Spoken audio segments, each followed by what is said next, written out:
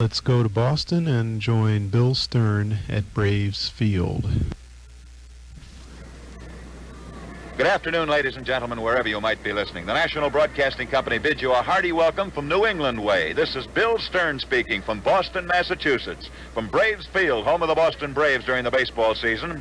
This afternoon, it's an important football game between the University of Tennessee and Boston College. Both of these teams have been defeated only once this season. Both come into this game with that single defeat to mar an otherwise perfect record. Both would like to win very much this afternoon. For these two teams, the traditional bowl rivals, as Boston College and Tennessee have both been in postseason bowl games, and they've played each other in the Sugar Bowl, and they'd like to be in another one this year. The weather today is absolutely perfect for football. Picture, if you will, up New England way, a blue sky without a single cloud in it, the sun just beaming down, the temperature down in the 50s, the crowd filing in, and I might describe Brave Field for you, too, so that you know exactly what it looks like. As you know, and as I said a moment ago, it's the home of the Boston Braves during the baseball season of the National League. Now, a football gridiron has been laid out with what would normally be home plate being the complete right corner of the field. The field runs down what would be the first baseline and then continues out into right field. What is normally center field and left field, a huge bleacher has been installed, the largest bleacher I have ever seen. It seats some almost 15,000 people. In fact, it's so high, and this is one for Mr. Ripley in case he's listening, they are not going to play the Star Spangled Banner this afternoon, because when they do and people try to keep time with the music, the bleacher begins to sway. There is no danger of it falling, none whatsoever. Nevertheless, it scares the people up on top so much, and there are 54 rows of this temporary bleacher, that the people get nervous, so they've done away with the playing of the national anthem before the ball game. A high school band marching into the field at the moment with thousands pouring in for this game between Boston College and Tennessee. This band strikes up and we listen.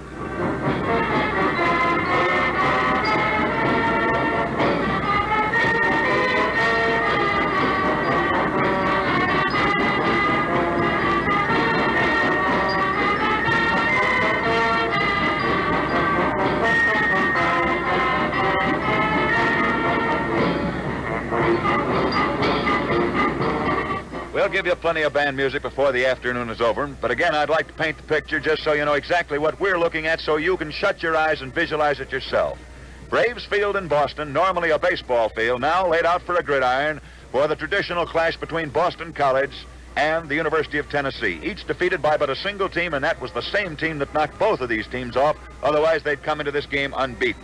The sun's just beaming down, and over the rim of the stadium, we can see another stadium where another important football game is being played. For the picture in Boston, not only the stadium, running along what would be the center field of this stadium is the Charles River behind the stadium. And running along the banks of the Charles River, Harvard University. And over the rim of the stadium, we can see Harvard Stadium. It's actually some quarter of a mile away from where we're located. And in that stadium today, Harvard plays Brown. So two traditionally great football games being played within a stone's throw of each other this afternoon from up New England way.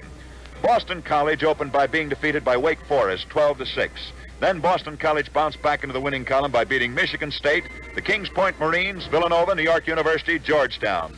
After today's game with Tennessee, Boston College must play the Crimson Tide of Alabama, and then the traditional final game of the season with Holy Cross. Boston College is coached by Denny Myers, who graduated from the University of Iowa back in 1930. The colors of Boston College are maroon and gold, and the nickname of the team is the Eagles. The University of Tennessee, located at Knoxville, opened by defeating Georgia Tech. And I might say that they're one of the very few schools that has beaten Georgia Tech this year. Then Tennessee rolled over Duke, Chattanooga. Then came the beating of Alabama. And then Tennessee lost its only game of the season to the same team that's beaten BC, Wake Forest. After which the Volunteers bounced back to beat North Carolina, then Mississippi. After today's game, Tennessee has to play Kentucky and Vanderbilt. Tennessee's traditional colors are orange and white, and Tennessee is coached by the very famous General Robert Neyland. The BC band is marching onto the playing field at the moment, dressed in the traditional colors, maroon and gold. And as the band strikes up, we'll go down to the playing field and listen to them as they come on the field. At the moment, they're just marching on, and they have not begun to play yet. General Neyland's war record, he's the coach of Tennessee, is second to none. As a matter of fact, Denny Myers, coach of BC, has a splendid record, too. Both of these men distinguished themselves and the institutions that they came from with their splendid war records. The Boston College band strikes up, and we listen.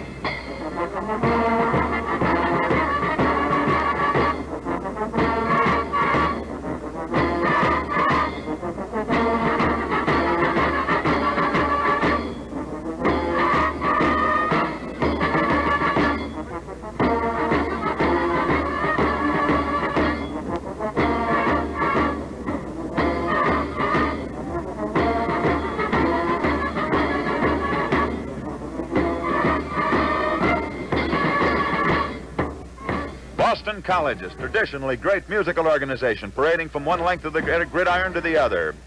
Marching some 80 pieces strong, resplendent in maroon uniforms with golden capes thrown back over their shoulders, the gold reflecting the sunlight, and the band as the huge crowd files in Boston, Massachusetts, getting a thrill out of this band as they march up and down the field.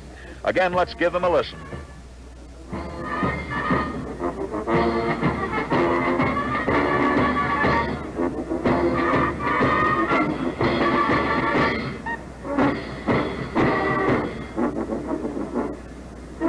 I promise you lots of band music this afternoon, but I think we better get into the preamble before the game starts. University of Tennessee, very well known nationally, thanks to the fact that the Volunteers have rolled westward out to the Rose Bowl. They've rolled down to New Orleans on New Year's Day into the Sugar Bowl. They've rolled down to Florida for the Orange Bowl. They've been playing in postseason bowl games ever since they came under the tutelage of Bob Nealand, a great coach and a great team. Boston College, less known nationally, nevertheless, this is the team which year in and year out always produces a crackerjack outfit. And this year certainly is no exception. Before we begin today's broadcast, may I pay my respects to the graduate manager of athletics in Boston College, John Curley, who made this Boston College broadcast possible. So much for the pre-dot on both these teams. Once again, let's listen to this band, and then we'll be into the starting lineups.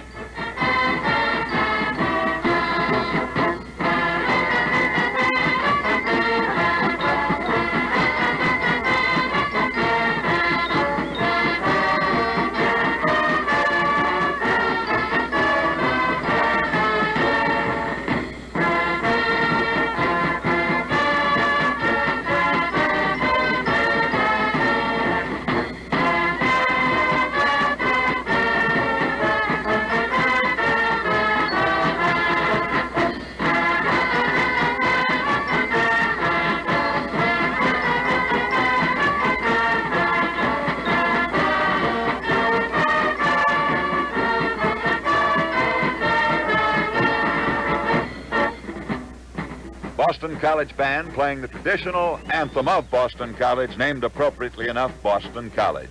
Here we go into the starting lineup for the visiting Volunteers from the University of Tennessee. And incidentally, the BC team just came out on the field a moment ago, but the Volunteers have not yet made an appearance. Left end for the Volunteers, Bud Hubble. Stands 6 feet 3 inches tall, hails from Bridgeport, Connecticut. He's a great pass catcher, ranks with the best in the Southeast Conference. He's a senior, weighs 200 pounds. Left tackle, Dick Huffman. This boy is being touted as a potential All-American. He's a big chap, 6 feet 2, weighs 230, very fast for his size. Played on the 42 team before entering the service. He's a junior, comes from Charleston, West Virginia. Left guard for Tennessee, Royal Price. Excellent defensive lineman, built very solid. He stands 5'9", weighs 186. He's a junior, and his hometown is Johnstown, Pennsylvania. Center, Dave Stevenson. He's only a freshman, but his great work backing up the Volunteer line has earned him a starting position. He comes from Charleston, West Virginia. Here come the Volunteers of Tennessee out on the field at the moment, and they're met with a cheer. At right end, Papaleo, number 64. Wearing the traditional orange and white colors of Tennessee, orange jerseys, orange trousers, white stockings, and orange helmets. Continuing with the starting lineup. Right guard, Ray Drost, D-R-O-S-T. He's another veteran of the great 42 team. He starred in the Sugar Bowl game. Really knows how to lead the interference. He's pulled out of the line by Bob Nealand to lead that interference. Comes from Scranton, Pennsylvania, stands 5'9" and weighs 185. Right tackle for Tennessee, Denver Crawford, a junior from Kingsport, Tennessee, weighs 198, stands an even 6 feet tall. Also played on that stellar 42 team. He's an expert at opening holes for the ball carriers. Right end, Dick Jordan, a junior from McCall Creek, Mississippi, a rugged end, a good pass receiver, 6 feet tall, weighs 190. Quarterback, Charlie Mitchell. This is the blocking back position in the Tennessee system. This boy hails from St. Albans, West Virginia, stands 5'9", tips the beam at 177, and he's noted for his place-kicking ability. Left halfback for Tennessee, Walt Slater, and incidentally, that gentleman is always the tailback under the Nealand attack. He's the tailback of the system. He comes from Providence, Rhode Island, which means he's playing practically before a hometown crowd. Stands 5'11", weighs 178, a triple threat man, cool under fire. And the right halfback, Billy Hillman. He's a junior from Kane, Pennsylvania, played on the 42 team, weighs 189 and stands 5'11". The fullback, Mark Major, comes from Knoxville, Tennessee, played in the 45 Rose Bowl game. 6 feet tall, weighs 188, has plenty of drive in his legs. The two captains are meeting the center of the field. Walter Slater, left halfback and tailback for Tennessee, and Vic Palladino, the right guard for Boston College, which tells me we better continue with the starting lineup. Looks like Boston College won the toss, and they'll get the first choice as to whether they want to receive or kick off. When they decide that, then Tennessee gets the next choice as to which goal line they want to defend. Here's the starting lineup for Boston College. Left end, Chet Lipka. He's one of the best line prospects to come to BC in years. Stands 6'3", weighs 220, comes from Lowell, Mass. He's a sophomore. Left tackle, Ed King. He's an even 6 feet tall, tips the scales at 220. He's an aggressive boy, comes from Chestnut Hill, Massachusetts, and he's a senior. At left guard, Mario Gianelli. He's a powerful boy, 6 feet 1 inches tall, weighs 240. Look at the weight of this line, 220, 220, 240. That's the right side, the left side of the Boston College starting lineup. At center for BC is Albert Toomey.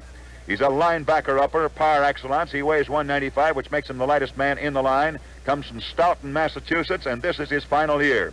Right guard, acting captain, Victor Palladino. Weighs 205, stands 5'11". He comes from Watertown, Massachusetts. Right tackle, Ernie Stoutner, an ex-Marine from Greenbush, New York. Amazing speed. Right end, Dominic Papalero. Quarterback, we've got to hurry with the lineup now because we're going to have the kickoff in just a moment. Don Pansiero. Left halfback, Bob Magnani. Right halfback, John Killalay, and fullback, Bob Palladino. And those are the starting lineups for both Tennessee and Boston College. The Volunteers will be kicking off. Boston College will be receiving, and kicking off for Tennessee will be Charlie Mitchell. And holding will be Walt Slater. Already, the referee says, let's play football, and the game gets underway. The kick is in the air. It's going back to the BC 10-yard line, where John Killalay, the right halfback, takes it. He's up to the 15, up to the 20, stays on his feet, goes to the 25, and he is knocked down on the 27-yard line. Johnny Killalay, right halfback of Boston College, comes up to the 27 before he's hit down by Dick Hoffman, Tennessee's potential All-American left tackle. Referee says the ball is on the 20, let's call it almost the 30-yard line. Something is wrong with the football. Now the football is put right down to the ground. It's resting just on the BC side of the 30, so it's Boston College's ball, 1st and 10 on their own 30-yard line. Both of these teams trying their best to win today because they believe in the offing as a Sugar Bowl bid to the winner of this game. T formation for Boston College, calling the signals, Don Pansiera. A quick reverse with John Killalay carrying the ball. He's up to the 35, stays on his feet, gets to the 39-yard line, and he's brought down on the 39 by Walt Slater and Bob Bud Hubble, left end and left halfback, respectively, of Tennessee. Bill Hellman, right halfback, in for that. A gain of 9 yards on the play. 2nd and 1 coming up. Boston College in the maroon and white. White jerseys, maroon numbers, maroon trousers, white stockings, black shoes, golden helmets. Boston College ball. We've just begun the ball game. It's the first period of the game from Braves Field in Boston, Massachusetts. Deployed way out to the right this time is Bob Mangini, the left halfback. It's the T formation. Pansiera calling these signals. Pansiera takes it, gives it in the line back to Palladino. Palladino into the center of the line. He goes through to the 45-yard line. Picks up 5 yards. Actually, all they needed was 1 yard for the first down. Referee puts the ball down on the 46. A gain of 6 yards on that play. And it is BC's ball, 1st and 10, and they've reeled off the first down of the afternoon. Boston College, undefeated since their opening game of the season. Now pushing the favored Volunteers of Tennessee back as BC has the ball, 1st and 10 on their own 46-yard line. Royal Price, left guard of Tennessee, made that tackle. BC in the T formation. Quarterback asking for silence so his team can hear these signals. Don Pansiero calling these. He gives it an on-line reverse to Killalay. Killalay drives across the 50-yard line, gets down into Tennessee territory, and he's stopped on the 48. Johnny Killalay, right halfback of Boston College, drives down to the Tennessee 48-yard line, and BC, taking this on their own 20, have moved it up. And they have now got the ball on the Tennessee 48-yard line at a 2nd down coming up, 5 yards to go. Score, Tennessee nothing, Boston College nothing. 2 minutes of playing time have elapsed in the first period. Bob Mangini, the left halfback of Boston College, deployed out into the flat. He's running parallel with the line of scrimmage. It's the T formation. Pansiera calling these signals. He gives it to Killalay again. Killalay almost breaks into the clear and drives all the way down to the Tennessee 43-yard line before he's stopped by Royal Price. John Killalay, right halfback of Boston College. Boston College is going through the left side of the Tennessee line, and they're moving right through Dick Huffman, Tennessee's potential All-American. That is another first down for BC. Strongest side of the Tennessee line is Dick Huffman, Royal Price, and Bud Hubble, and Boston College has been moving right through that side. It is 1st down, 10 yards to go now. Boston College's ball. They've got their 2nd first down in a row down on the Tennessee 43-yard line. John Killalay deployed out to the right this time. So is Mangini.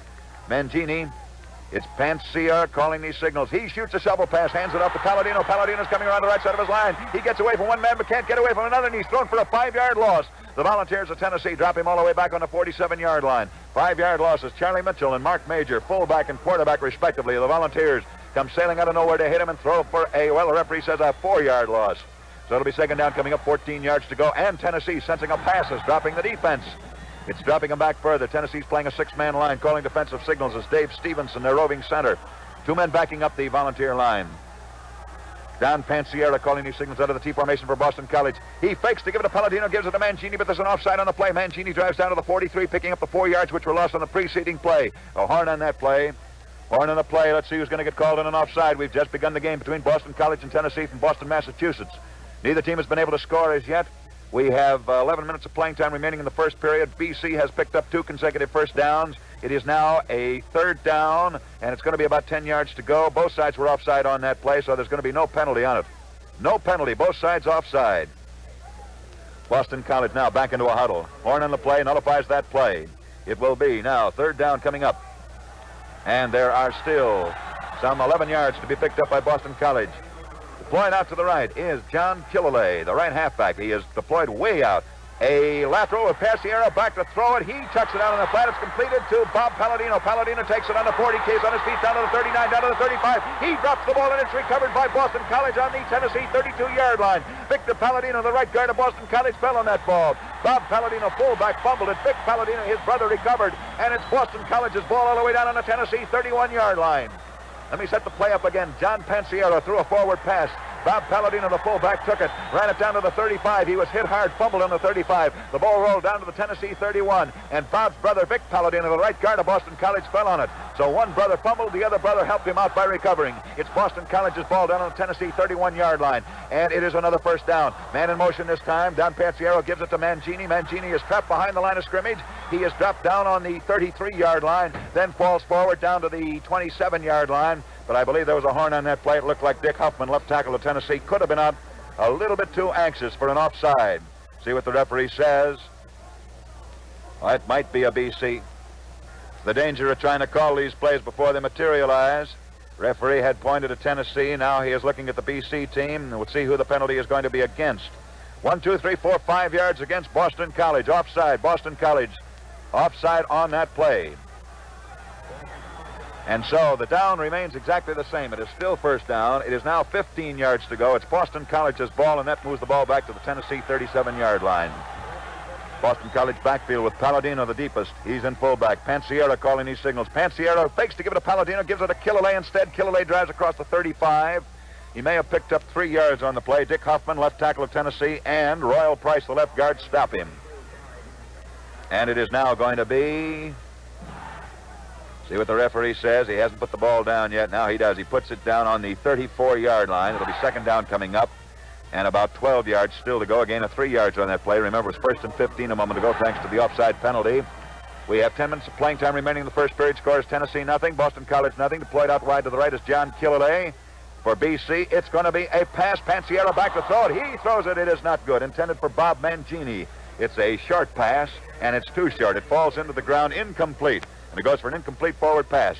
A crowd of some 40,000 people assembled at Braves Field in Boston, Massachusetts on a perfect day, watching this football game between these two teams, which have each lost but one game all season long and are playing for a potential bowl bid.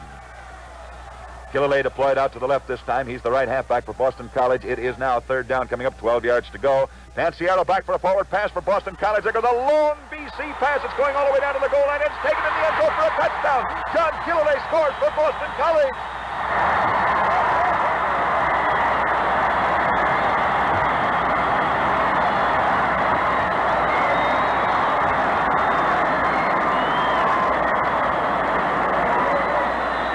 The Boston College Eagles have gone out in front. A pass, Don Pansiera to John Killalay, quarterback to right halfback. Killalay was racing down into the end zone. He took it on the goal line and went into the end zone, and it's 6-0. Now trying to convert for the extra point. Boston College will try a field goal. Or rather try to kick the extra point. Don Pansiera is holding the ball. It's up in the air. It's good.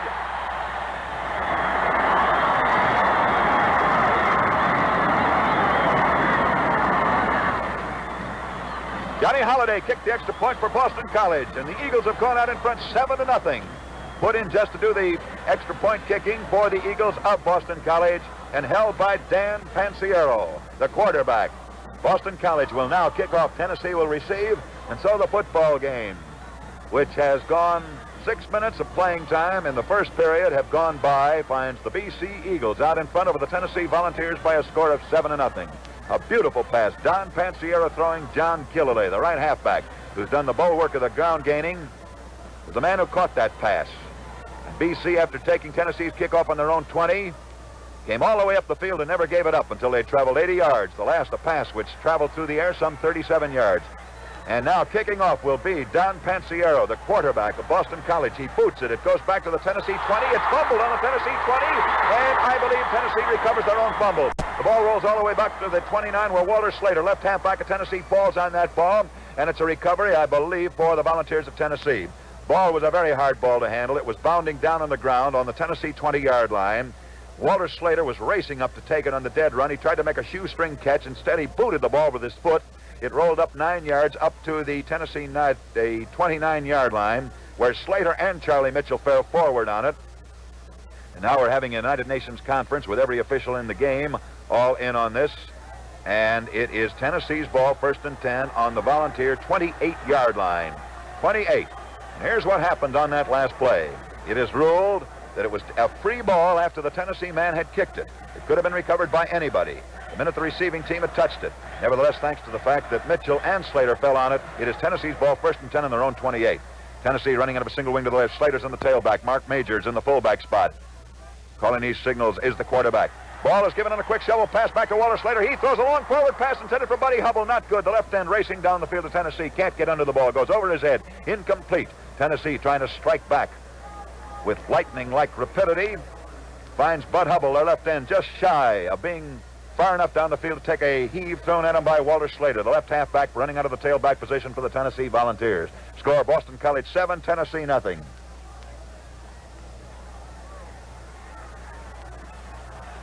All right, Tennessee now, very quickly. They run out of a single wingback formation. Boston College plays a T. Walter Slater's on the tailback. Mark Major is in the fullback spot, waiting for the pass from center.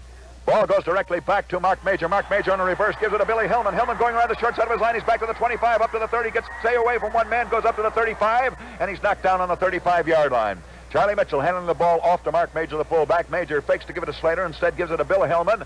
Hillman goes around the left side of his line wide on a deep spinning reverse, a naked reverse with no interference out in front of him.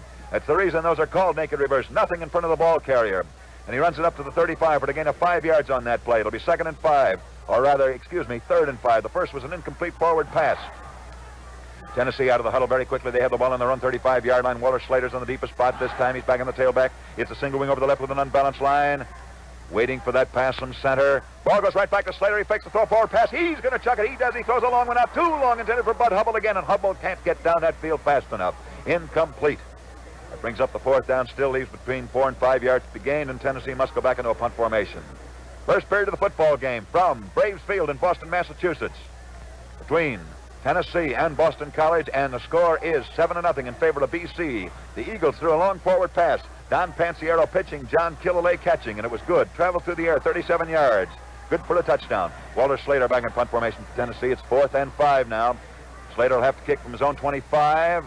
He's in punt formation. Ball hasn't been passed at the moment. There it is. It's a high pass. Has to reach for it. He gets it. He's booting it down the field, waiting to take it. It's Johnny Killalay who scored the touchdown. Takes it on his own 30. He's up to the 35. Gets away from one man. Interference forming out in front of him. He is being swarmed under by on the Boston College 36-yard line by Royal Price and by Mr. Ray Droston, Denver Crawford.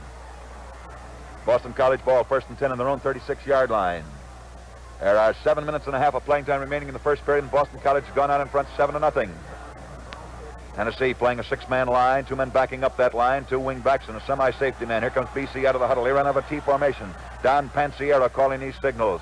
Palladino's deepest. He's in the fullback spot. Ball goes to Don Palladino. He gives it in reverse to Mangini. Mangini cuts over the right side of his line, moves up to the 40-yard line, and is knocked down on the 42. He's knocked down by Mark Major. A gain of about 6 yards on that play. It'll be 2nd down, coming up 4 yards to go. This Boston College line is one of the biggest lines I've seen this year. It's comparable to Army's very heavy line. And probably, if there is a bigger line in the country, it could only be Pennsylvania, which I believe has the biggest line, if this one isn't the biggest. From the right side, right guard out to right end, there isn't a man on that BC line that's under 225 pounds, probably over that. Don Pansiero calling these signals out of the T formation again. He gives it on a crossbuck, fakes, keeps it himself. He's fading back to throw a forward pass, throws a screen pass out to the right, intended for Chester Lipka, the left end. Nobody is near that ball. Incomplete forward pass. Don Pansiero started to give it to Bob Palladino. Thought better of it, or it was a fake play, one or the other, probably the latter. He raced backwards, dropped back about 10 yards, and then shot a quick bullet-like pass over the left side of the line, intended for his left end, Chester Lipka. Lipka was nowhere near incomplete. Third down coming up now. Still 5 yards to go. BC's ball on their own 43-yard line. First period of the football game from Boston, Massachusetts, and the score is 7-0 in favor of Boston College. A perfect day in Boston. The sun beaming down, temperature down in the 50s. Not a cloud in the sky. Ball is given to John Killalea. He bucks his way across the right side of the line. He moves up to the 45, getting to the 47-yard line, and that is awfully close to a first down. Johnny Killalea, the right halfback of Boston College. He drives up to the 47-yard line, and I think they're going to bring the line sticks in to measure to see whether this is or is not a first down. J.B. Proctor is coming at left halfback, replacing Walt Slater for Tennessee. Here are the officials, incidentally. Paul Sufield's in at referee. Rumsey Taylor's the umpire. Augie Carvini is the head linesman. What a football player he was for Holy Cross. Harry Mote, the field judge. It is a first down for Boston College. A first down for Boston College. They make it by inches, so BC has a first down. That's their, I believe, their third first down of the day. They reeled off 2 on that drive, which preceded the touchdown pass, and this is the third one. There are 6 minutes and 20 seconds remaining to be played in the first period. Deployed way out to the right is Bob Mangini. He's the left halfback, but he's way to the right this time. Ball is given to Palladino, the fullback. He's racing up to the 50-yard line, down to the 45, down to the 40, stays on his feet, down to the 35, down to the 30, reverses his field. He's down to the 25, he's down to the 21, and he is stopped on the Tennessee 21-yard line.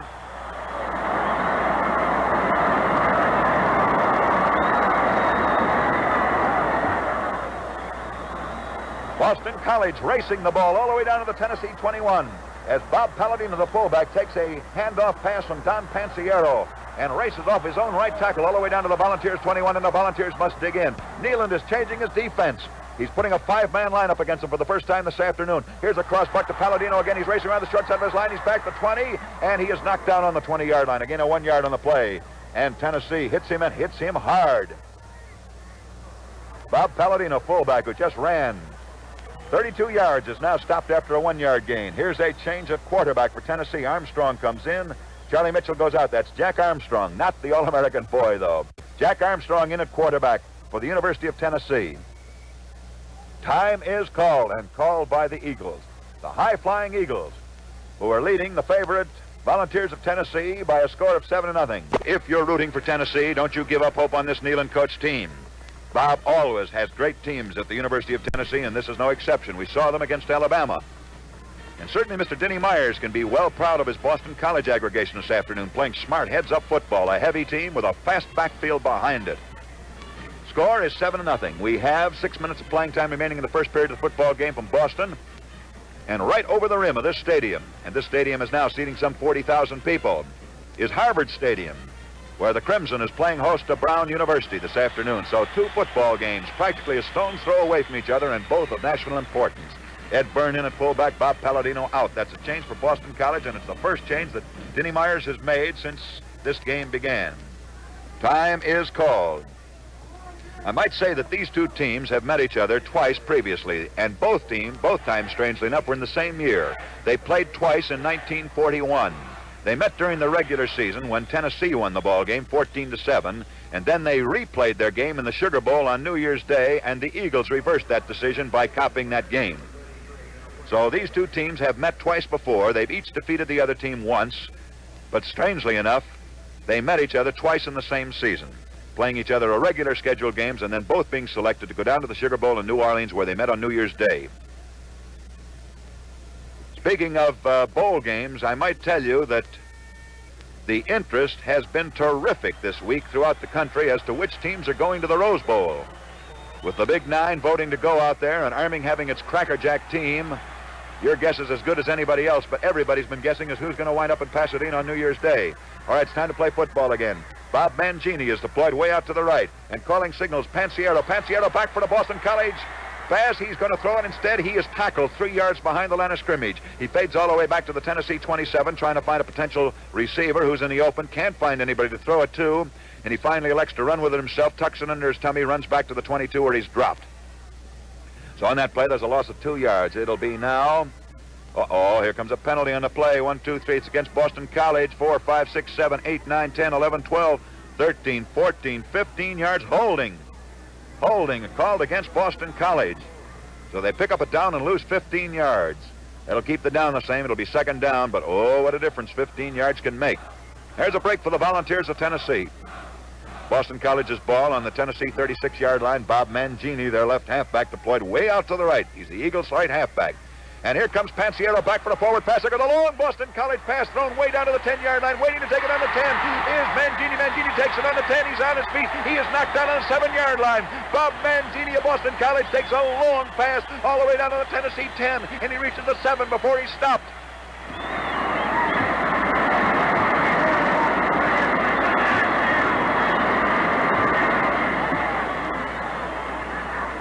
Beautiful. Twice Boston College has caught Tennessee unawares. That's another first down for BC. They're all the way down on the Tennessee 7-yard line. 1st and 7 yards to go for a potential touchdown. Pansiero calling these signals for Boston College. He fakes the throw pass. Instead, he gives the ball. He shovels it off to Killalay. The ball gets away from Killalay, and I believe it is recovered by Don Pansiero, the quarterback of Boston College. He handed it off to Killalay. Killalay either wasn't expecting it or wasn't set for it. The ball squirted away from his arms. Dan Pansiero, the boy who'd given it to Killalay, fell backwards on it, and the ball is recovered by Boston College on the Tennessee 15-yard line. Loss of 8 yards on that play. It will be second down coming up, 15 yards to go for a first down and a touchdown. Bob Mangini running over to the sidelines and getting a beautiful hand. Oh, what a pass he just caught. He made a basketball catch with one hand down on Tennessee 10. Weaved and bobbed his way away from 2 potential tacklers and struck to the 7 before he was hauled down. And Canava has just come in. Al Canava has just come in at left halfback, replacing Bob Mangini. Billy Gold is in at fullback, replacing Mark Major. That's for Tennessee. The other change was for Boston College. Here's a quick shovel pass. Pansiero back to throw a forward pass for Boston College. Fades all the way back to the 30-yard line. He throws it out on the flat. It's completed to Johnny Killalay. Killalay takes it on the 20s, down to the 15, down to the 10, down to the 5. He throws it off to Ed Burns, the fullback, and Burns scores another touchdown for Boston College.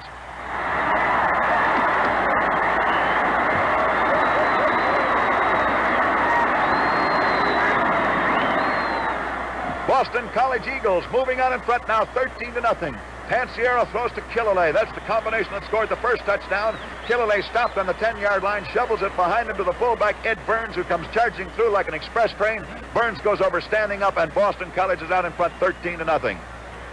Now the try for the extra point again. Don Pansiero holding that ball. Kicking will be Clasby. Ball is up in the air. It is not good. Score is 13-0. Boston College leads the University of Tennessee. Tennessee a top-heavy favorite to win this ball game. The underdog is rolled out in front by a score of 13-0 in the first period.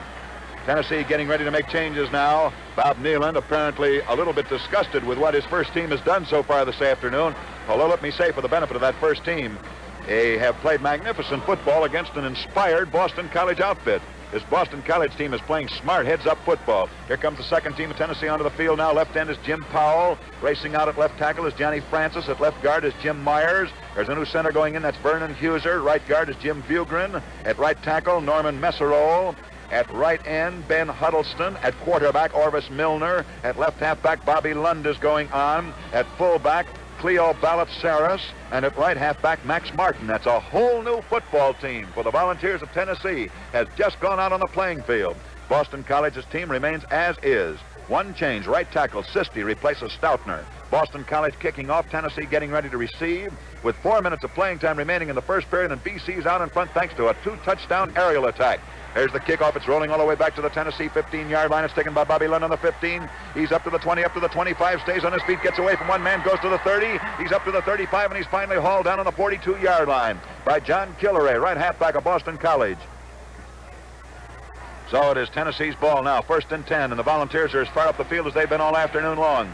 Tennessee's second team in the game now to see if they can do what the regulars couldn't do, and that is hold Boston College. Nealon has thrown in his whole second team. Here comes a change at quarterback. Orvis Milner's going out. Jack Armstrong comes in. Billy Gold is coming back in at fullback, replacing Ballett-Saris. There's 2 first stringers back into the ball game for Tennessee. Otherwise, he's got 9 second stringers in the game. Bobby Lund carrying the ball again. He fades back to throw a forward pass. It is not good. Intended for Jim Powell, the left end of the Volunteers. He races across the scrimmage line, goes high into the air, ticks the ball, but can't hang on to it. Al Canava, the left halfback, is the man who knocks that ball down. Incomplete. Second down, 10 yards to go. The ball is resting on the Volunteers' 43-yard line. BC out in front, 13-0. A very, very heavy, big Boston College team. I'd say that line must average 215 pounds if it weighs a pound. The only man in there who isn't 220 is the center, and he weighs about 205. Everybody else is better than 220. Jack Armstrong calling the signals for Tennessee. Bobby London, the tailback. Waiting for the pass from center. Ball goes back to Bobby Lund. He's fading back to throw. Tennessee forward pass. There goes a long volunteer pass. It's too long. Intended for Billy Powell. Can't get it. Up into the air goes Mr. Powell, the left-handed Tennessee, and it is too far. Tennessee's passing attack has not been good. It's been highly incongruous. The ball's been thrown too far, right over the head of the potential receivers. There are now 3 minutes and 15 seconds remaining to be played in the first period, and BC leads Tennessee 13-0. Volunteers of Tennessee were 6 to 12-point favorites in this football game before it began. But knowing Mr. Nealon and knowing Tennessee, the game is far from over. Signaling over the left this time. Armstrong calling his signals. Bobby Lund in the tailback spot, waiting for that pass from center. Ballotsaris in the bucking back spot. Ball goes back to Bobby Lund. Lund cuts inside his interference, and he is swarmed under by a whole host of tacklers as he reaches the line of scrimmage. Bobby Lund with Billy Gould running interference for him. Max Parton also out in front of him. Piles into his own interference after he picks up 1 yard. He runs it up to the 44. It'll be third down coming up, 9 yards to go. Tennessee's ball on the 44-yard line, midway between the two sideline stripes. We have 3 minutes of playing time remaining in the first period of the game from Boston. The score is 13-0 in favor of the Eagles. And back in the punt formation go the Tennessee Volunteers with Bobby Lund standing back in kick formation on his own 33. Back in safety position for the Eagles is Al Canova. There's the kick. It's up in the air. It's a spiral. Canova's racing over to the sidelines to try and tackle it. The ball bounced down to the 10. It's going down to the 5. It is going back up the field now to the 6. Now it's back to the 5. And it stops as it rolls forward to the 10-yard line. It is Boston College's ball, first and 10 on their own 10. A loosely bouncing ball which went all the way back to the 5, then to the 6, then back to the 5, and then up to the 10 is finally touchdown. It's BC's ball, first and 10 on the Boston College 10-yard line. As Tennessee has yet to make a first down this afternoon. I believe Boston College has reeled off at least 6, perhaps more. They have 6 first downs. So BC leading 13-0 has 6 first downs to their credit against Tennessee's none. Al Canova deployed out to the left this time. Dan Pansiero has called a beautiful game so far for Boston College. Fakes to give this time to Canova, gives it to Burns. Burns back to Canova. Canova swarmed under on the 5-yard line, and he fumbles the ball on the 5. Let's see what's going to happen on this one. It was recovered by Jim Powell, the left end of Tennessee, but I don't think the referee will let it go. I think he blew his whistle before the fumble was recovered. Let's see exactly what he's going to say on this. That's what it is. It is still Boston College's ball. Boy, for a minute, everybody's heart was right in their throat. BC fumbled on their 5-yard line. Thanks to the fact that there was a horn on that play, at least the whistle terminated the play before the fumble occurred. Even though it was recovered by Jim Powell, the alert left end of Tennessee, the ball remains in Boston College's possession. Loss on the play of about 4 yards. Ball's resting on the 6-yard line. Jan Killalay employed way out to the right this time. It's a linebacker with Ed Burns carrying the ball. He's back to the 10-yard line, and that's all he's back to. Gets back to the 10 as he powers his way over his own left guard. He finds a little hole in the right side of the Tennessee line, wedges his shoulders through, and then pushes for all he's worth. And he shoves the Tennessee line back about 4 yards, picking it up. That's about the 4 yards they lost in the preceding play. There's 1 minute and 5 seconds remaining in the first period. Score is Boston College 13, Tennessee nothing. Both of these teams have only lost 1 game this season, and they both played some magnificent football. Punt formation, third down, 9 yards to go. Back in punt formation. Don Pansiero, the quarterback of Boston College Eagles. He's going to kick from his goal, and he gets it up in the air. He has all the time in the world. He boots it. Waiting to take it is Bobby Lund. He takes it on the Boston Eagles 40-yard line, and he's dropped in his tracks by Deroney, the left guard of Boston College. Ed Deroney, the left guard of Boston College, drops him in his tracks on the 40-yard line. And now Tennessee, for the first time this afternoon, has the ball deep down into Boston territory. Well, not deep down, but in the territory. That's the first time today that Tennessee's been anywhere near the Boston College goal line, and they're 40 yards away. 1 minute and 5 seconds remaining in the first period of this football game. Score is 13-0. Here comes Tennessee out of the huddle, running out of a single wing over the right. Bobby Lund's in the tailback spot, waiting for the pass from center. Ball doesn't go to Lund. It goes right back to Billy Gould. Gould tries to buck his way through the center of that line. Finds no hole whatsoever. Puts his head down, drives into a whole pile of 225-pounders and hits a stone wall. Victor Palladino, Angelo Sisti, Dominic Papaleo, the right end of Boston College. Papaleo, Sisti, and Palladino are the men who stopped him. Here comes Tennessee out of the huddle very quickly now. It is second down, 10 yards to go, and the referee walks in, picks up the ball. Let's see what he's going to do with it. That could be the end of the first period. Clock still shows 5 seconds, but I think that is the end of the first period of the football game from Braves Field in Boston. And at the end of the first period, the score is Boston College 13, Tennessee nothing. It will be the start of the second period in just a moment. Teams have just changed goal lines. Tennessee attacking for the first time this afternoon, trailing by 2 touchdowns. Both either set up or directly scored by forward passes. And now it's time to play football again, so let's stay with this football game. Billy Gold in at fullback for Tennessee. Bobby Lund running out of the tailback spot. Tennessee in a single wing over to the right this time. Quarterback is Jack Armstrong. Ball goes right back to Bobby Lund. Lund fades back to throw a forward pass. Incomplete. Intended for Jim Powell, the left end of Tennessee. And this time he gets his hands on the ball but doesn't hold on to it. Incomplete. Thrown from the midfield stripe, the 50-yard line, down to the Boston College 33-yard line. And it was incomplete. Well, that brings up the third down. Still leaves 10 yards to go. And it's Tennessee's ball on the Boston College 40-yard line. Midway between the two sideline stripes, Boston College leading 13-0. Armstrong calling signals. Billy Gold in the fullback. Bobby Lund in the tailback spot. Unbalanced line. Single wing over to the right this time. Lund all the way back. Ball goes back to Lund. Lund following his interference and trying to cut around the right side of the line. He's being swarmed under by a whole host of tacklers, and he loses a yard on the play as he tries to turn the Boston College left end. Art Spinney, Angelo Sisti, Pat Deroni, and Albert Tooney. Entire right side and left, with a little assistance from the left tackle, bring him down. And there is a loss of 1 yard, and so it is fourth down, 11 yards to go. And Tennessee must attempt to do what they did a moment ago, and that is kick BC deep down in their own territory, then hold them and try and get the ball back. Back in a punt formation, Bobby Lund, left halfback of Tennessee. He is standing just on his own side of the 50-yard line. He'll have to kick from the midfield stripe, takes a step forward. He boots it. He's got a lot of time. He's angling for the coffin corner. He kicks it out of bounds somewhere between the 10 and the 20-yard line. That would be Boston College's 10 and 20-yard line. I believe it went out on about the 16-yard line. So it'll be BC's ball, first and 10 on their own 16. And on that exchange of punts, Boston College picks up 6 yards. They got it a moment ago on their 10-yard line. They now kick it up the field.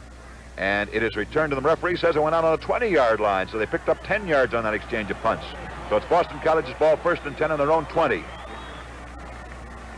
General Bob Nealon walking up and down in front of his players' bench. Now it is BC's ball, first and 10 on their own 20. Phil Canava, the left halfback of Boston College, is deployed way out to the right this time. Don Pansiero is calling his signals. Pansiero gives it on a crossbuck to Ed Burns. Burns comes over the short side of the line. He moves between left tackle and left guard. He's brought down by Ben Huddleston, the right end of the University of Tennessee. The gain of 2 yards on that play. It'll be second down, coming up 8 yards to go. Boston College's ball on their own 22. A police dog right out in the center of the field, having a whale of a time watching this football game, and about 40,000 people whistling at the dog, trying to attract its attention. But they're not stopping play, and the dog follows the Boston College team right back to the line of scrimmage.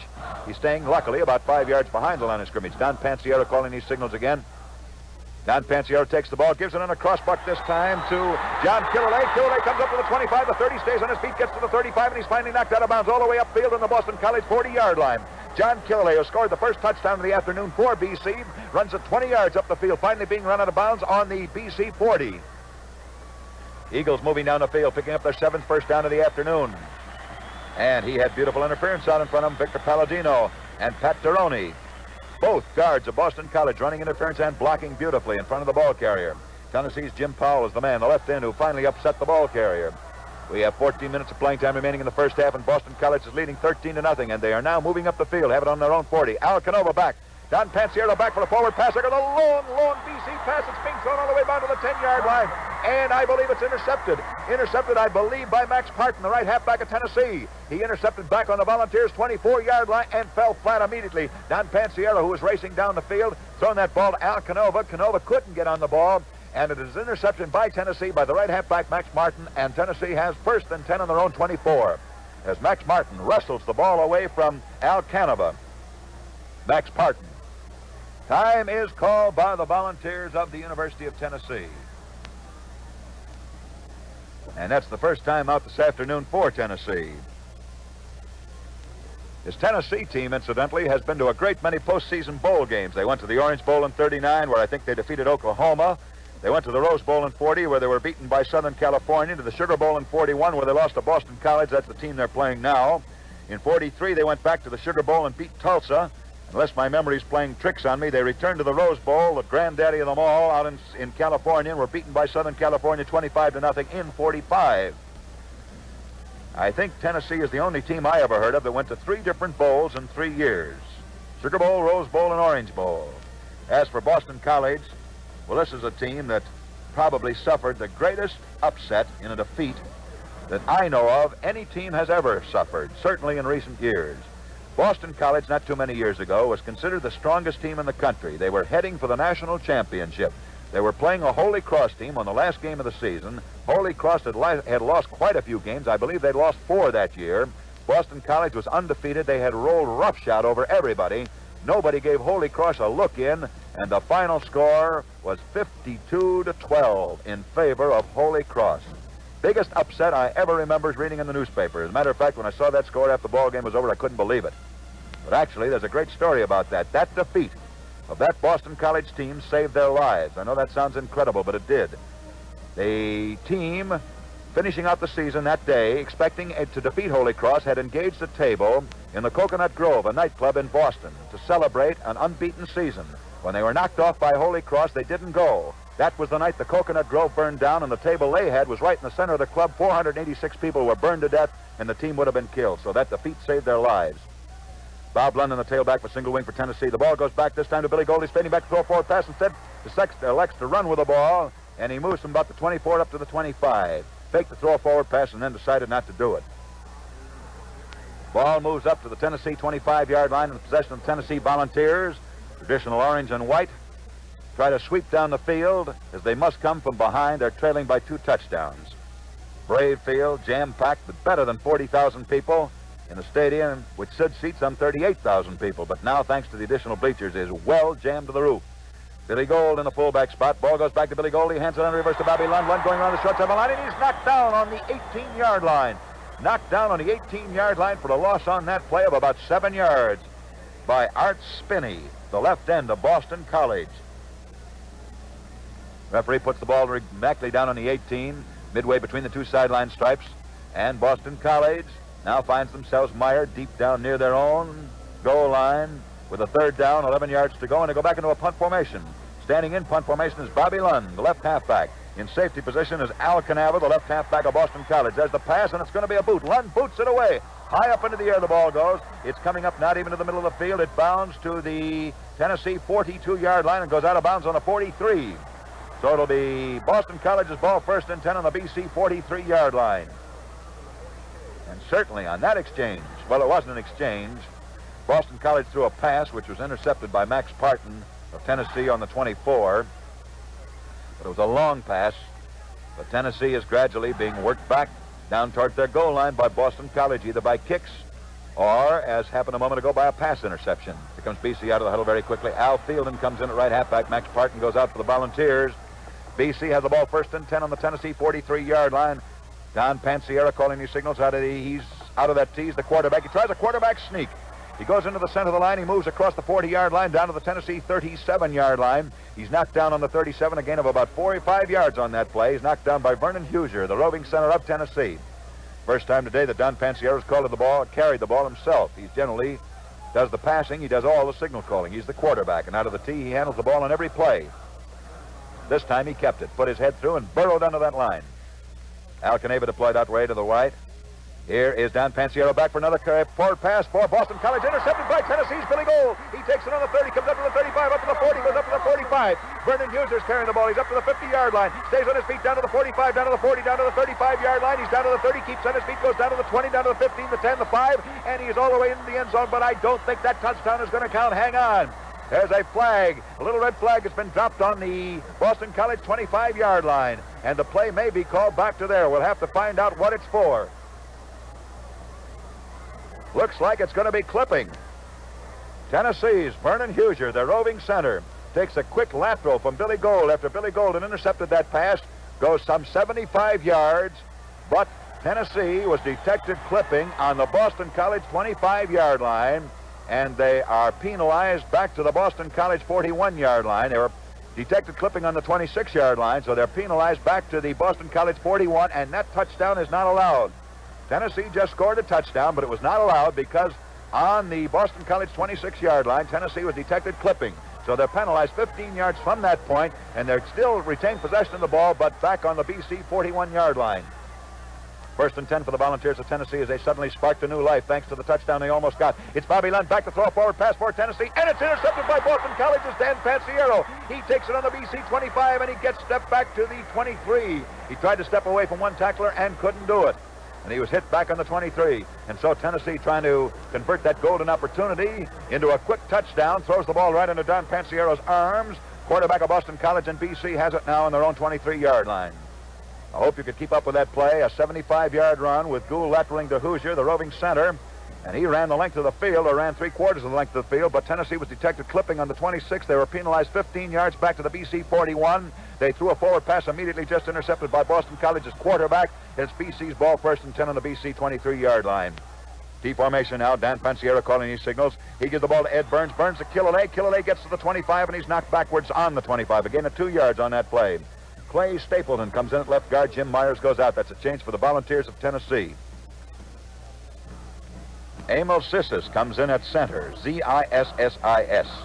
He's in at center for Boston College. The Boston College line is Art Spinney, Angelo Sisti, Pat Deroni, Emil Sissis, Vic Palladino, Art Donovan, and Dominic Papaleo. T formation deployed out to the right this time. In motion is John Killalay. Don Pansiera calling these signals from the BC T formation. He gives it on a spinner to Canava. Canava comes through the center of the line, gets to the 27-yard line for a gain of 2 yards as he bucks his way right over his own left guard. He's pulled down by Clay Stapleton, the left guard of Tennessee, a gain of 2 yards on that play. It'll be 3rd down, coming up 6 yards to go. BC leading Tennessee 13-0. And we have 10 minutes of playing time remaining in the first half of this football game from Braves Field. Score 13-0. Boston College out in front by 2 touchdowns. Tennessee just scored a touchdown. It was nullified when they were detected clipping on the BC 26-yard line. It cost them a touchdown. Don Pansiera, quarterback, calling signals out of the T formation, balanced line. He gives the ball on a crossbuck to Canava. Canava, Killalay. Killalay is going around the right side of the line. He's up to the 30, up to the 35, spins away from another man, gets to the 40, goes to the 45, and he's knocked down on the BC 46-yard line by Billy Gold, fullback, and the last man who could have gotten him. Billy Gold brings him down on the Boston College 46-yard line, and there's another first down for BC. The BC Eagles are flying high today. They're leading Tennessee by 13 points and working their way up the field towards another potential touchdown, and time is called by Tennessee. Time is called. Billy Gold, defensive fullback for the Tennessee Volunteers. He was the last man who could have gotten him. He really played a whale of a lot of football to get him, because he had to hit him from an angle and hit him beautifully.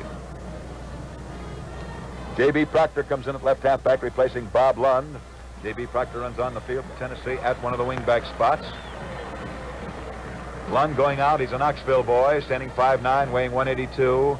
He's one of the quietest men on the campus, very likable, was an infantryman during the war, and his place is being taken by J.B. Proctor, who just came in at this moment. Incidentally, Mark Major, who was in at fullback a few moments ago, is perhaps one of the greatest defensive fullbacks in the game today. Running off the field is John Killalay, who's played a whale of a lot of great football for Boston College.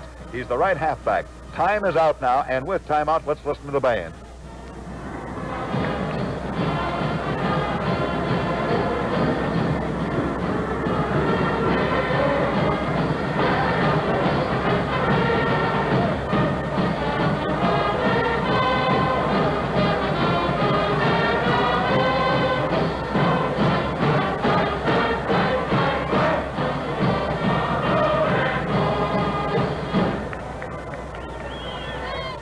I want to tell you a little about a piece of drama that's just happened behind the microphone in the broadcasting booth, because I think you'll get a bang out of it. Vernon Hoosier, the center of Tennessee, who just almost went some 70 yards for a touchdown for the Volunteers, was cheered on his way, vociferously, if I may use that term, by Buddy Asher, who's spotting Tennessee for me. And Buddy's a very capable spotter, and I've never heard him make an outcry in a broadcasting booth before this. So just a moment ago, while we were picking up the band music, I turned to Buddy and said, "Buddy, what happened to you? I heard you cry out, 'Go on, Vernon.' You know you're not supposed to talk in a booth up here." He said, "Well, Bill, I'm sorry. I couldn't help it. Vernon, who was running for a touchdown for Tennessee, is my roommate." So I think it's very understandable what happened. All right, now it's time to play football again. Boston College leading Tennessee 13-0 when the Volunteers' touchdown is offset by a clipping penalty. Here comes BC back to the line of scrimmage. It is now their ball. First down, 10 yards to go. Don Pansiero, the quarterback, calling these signals. He fades back, gives it to Al Canova. Canova goes into the center of the line, gets away from one man. He squirms away from a whole host of tacklers. Then he fumbles the ball. Bud Huddleston, the right end of Tennessee, recovers on it. It's Tennessee's ball, 1st and 10 on the BC 46-yard line. The Eagles fumble as Al Canova, the left halfback, tries to skirt his own left end. He's hit hard by Ben Huddleston, who not only hit him so hard that he jarred him loose, but he jarred that ball away from him and recovered it, and it's Tennessee's ball, 1st and 10. And so we have 8 minutes of playing time remaining in the first half of this football game, and Tennessee must begin to move if they're going to get back. It happened right in front of the Tennessee players' bench, and Bob Nealon was practically in on that play himself. He's the coach of the Volunteers. Billy Gould in the defensive fullback, or rather offensive fullback spot now. Mark Major comes back in, replacing Gould as we're talking. And there goes a forward pass. It is thrown out by Armstrong, intended for J.B. Proctor. It is not good. Tennessee throws a forward pass, and it's not good. The Tennessee passing attack has been woefully weak this afternoon. I don't think they've completed a pass, and they've tried 6. Don Pansiero, the quarterback of Boston College, was the man who knocked that pass down. J.B. Proctor back in at left halfback for Tennessee. He's nicknamed Little Gilmer. Harry Gilmer, Alabama's great passing star, is the inspiration for that nickname. J.B. Proctor is the passer generally. He's back for the forward pass. Cocks his arm back under the long Tennessee forward pass. It's too long, intended for Jim Powell. Not good. J.B. throwing and Jim catching, but not catching on this particular play. That's another forward pass which is not clicked. Tennessee passing attack. Ball is just slithering through the air. They aren't even clean spiral passes, and they're going over the head of the potential receivers. But I've seen this Tennessee passing attack. I saw it against Alabama, and if it begins to move, Boston College has got something to worry about. Don't forget, it's very easy to sit in a broadcasting booth and criticize, but oh, how tough it is to throw them down there when you got guys like this Boston College team rushing you, rushing the daylights out of you. Armstrong calling his signal. Single wing over the left this time. J.B. Proctor on the tailback. He's back for another pass. Elects to run with the ball. Slips, falls down, and he's hit back before he can even get back to the line of scrimmage. He's dropped on the 49-yard line. A loss of 2 yards on that play by Al Gould, right end of Boston College. J.B. Proctor faded back for a forward pass. Saw no man open. Tucked the ball in. Boy, Boston College is really covering these potential receivers as they race down the field. That brings up a 4th down, leaves 10 yards to go. We've got some scores of other ball games. Put them in just a moment. Proctor to Powell is that combination which finally beat Ole Miss. Now it's punt formation. Standing in the tailback spot, way back in kick formation, is J.B. He's going to boot it.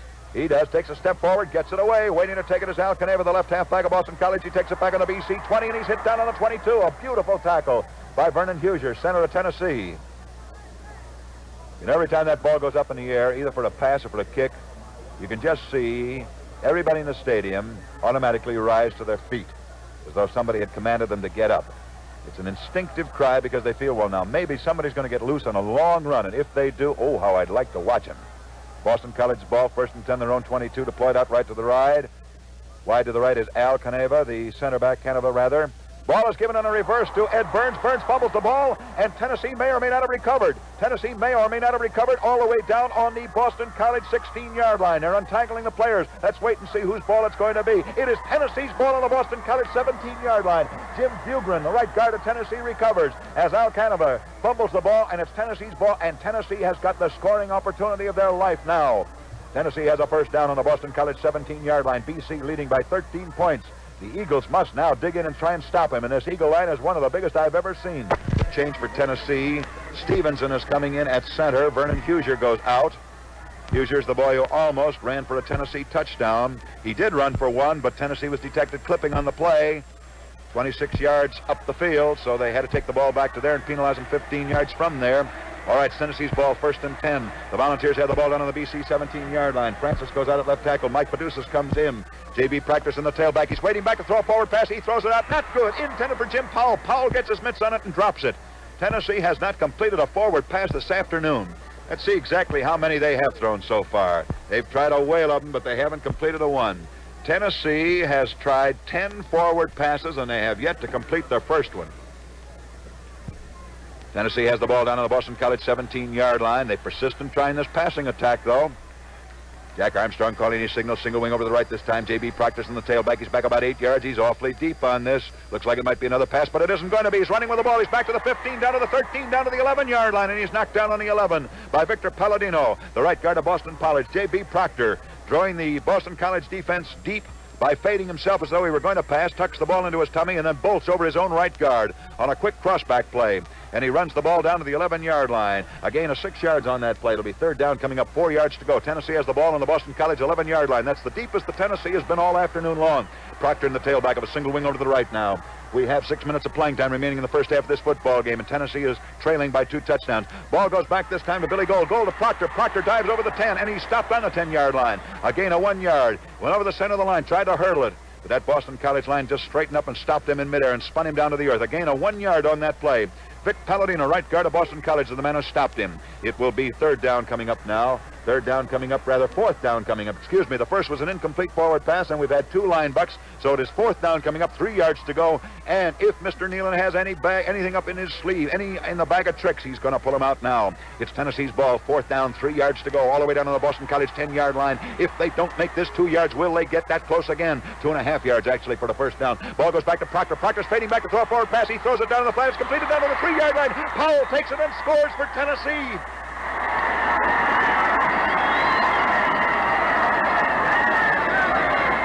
Tennessee has pulled themselves back into the ball game.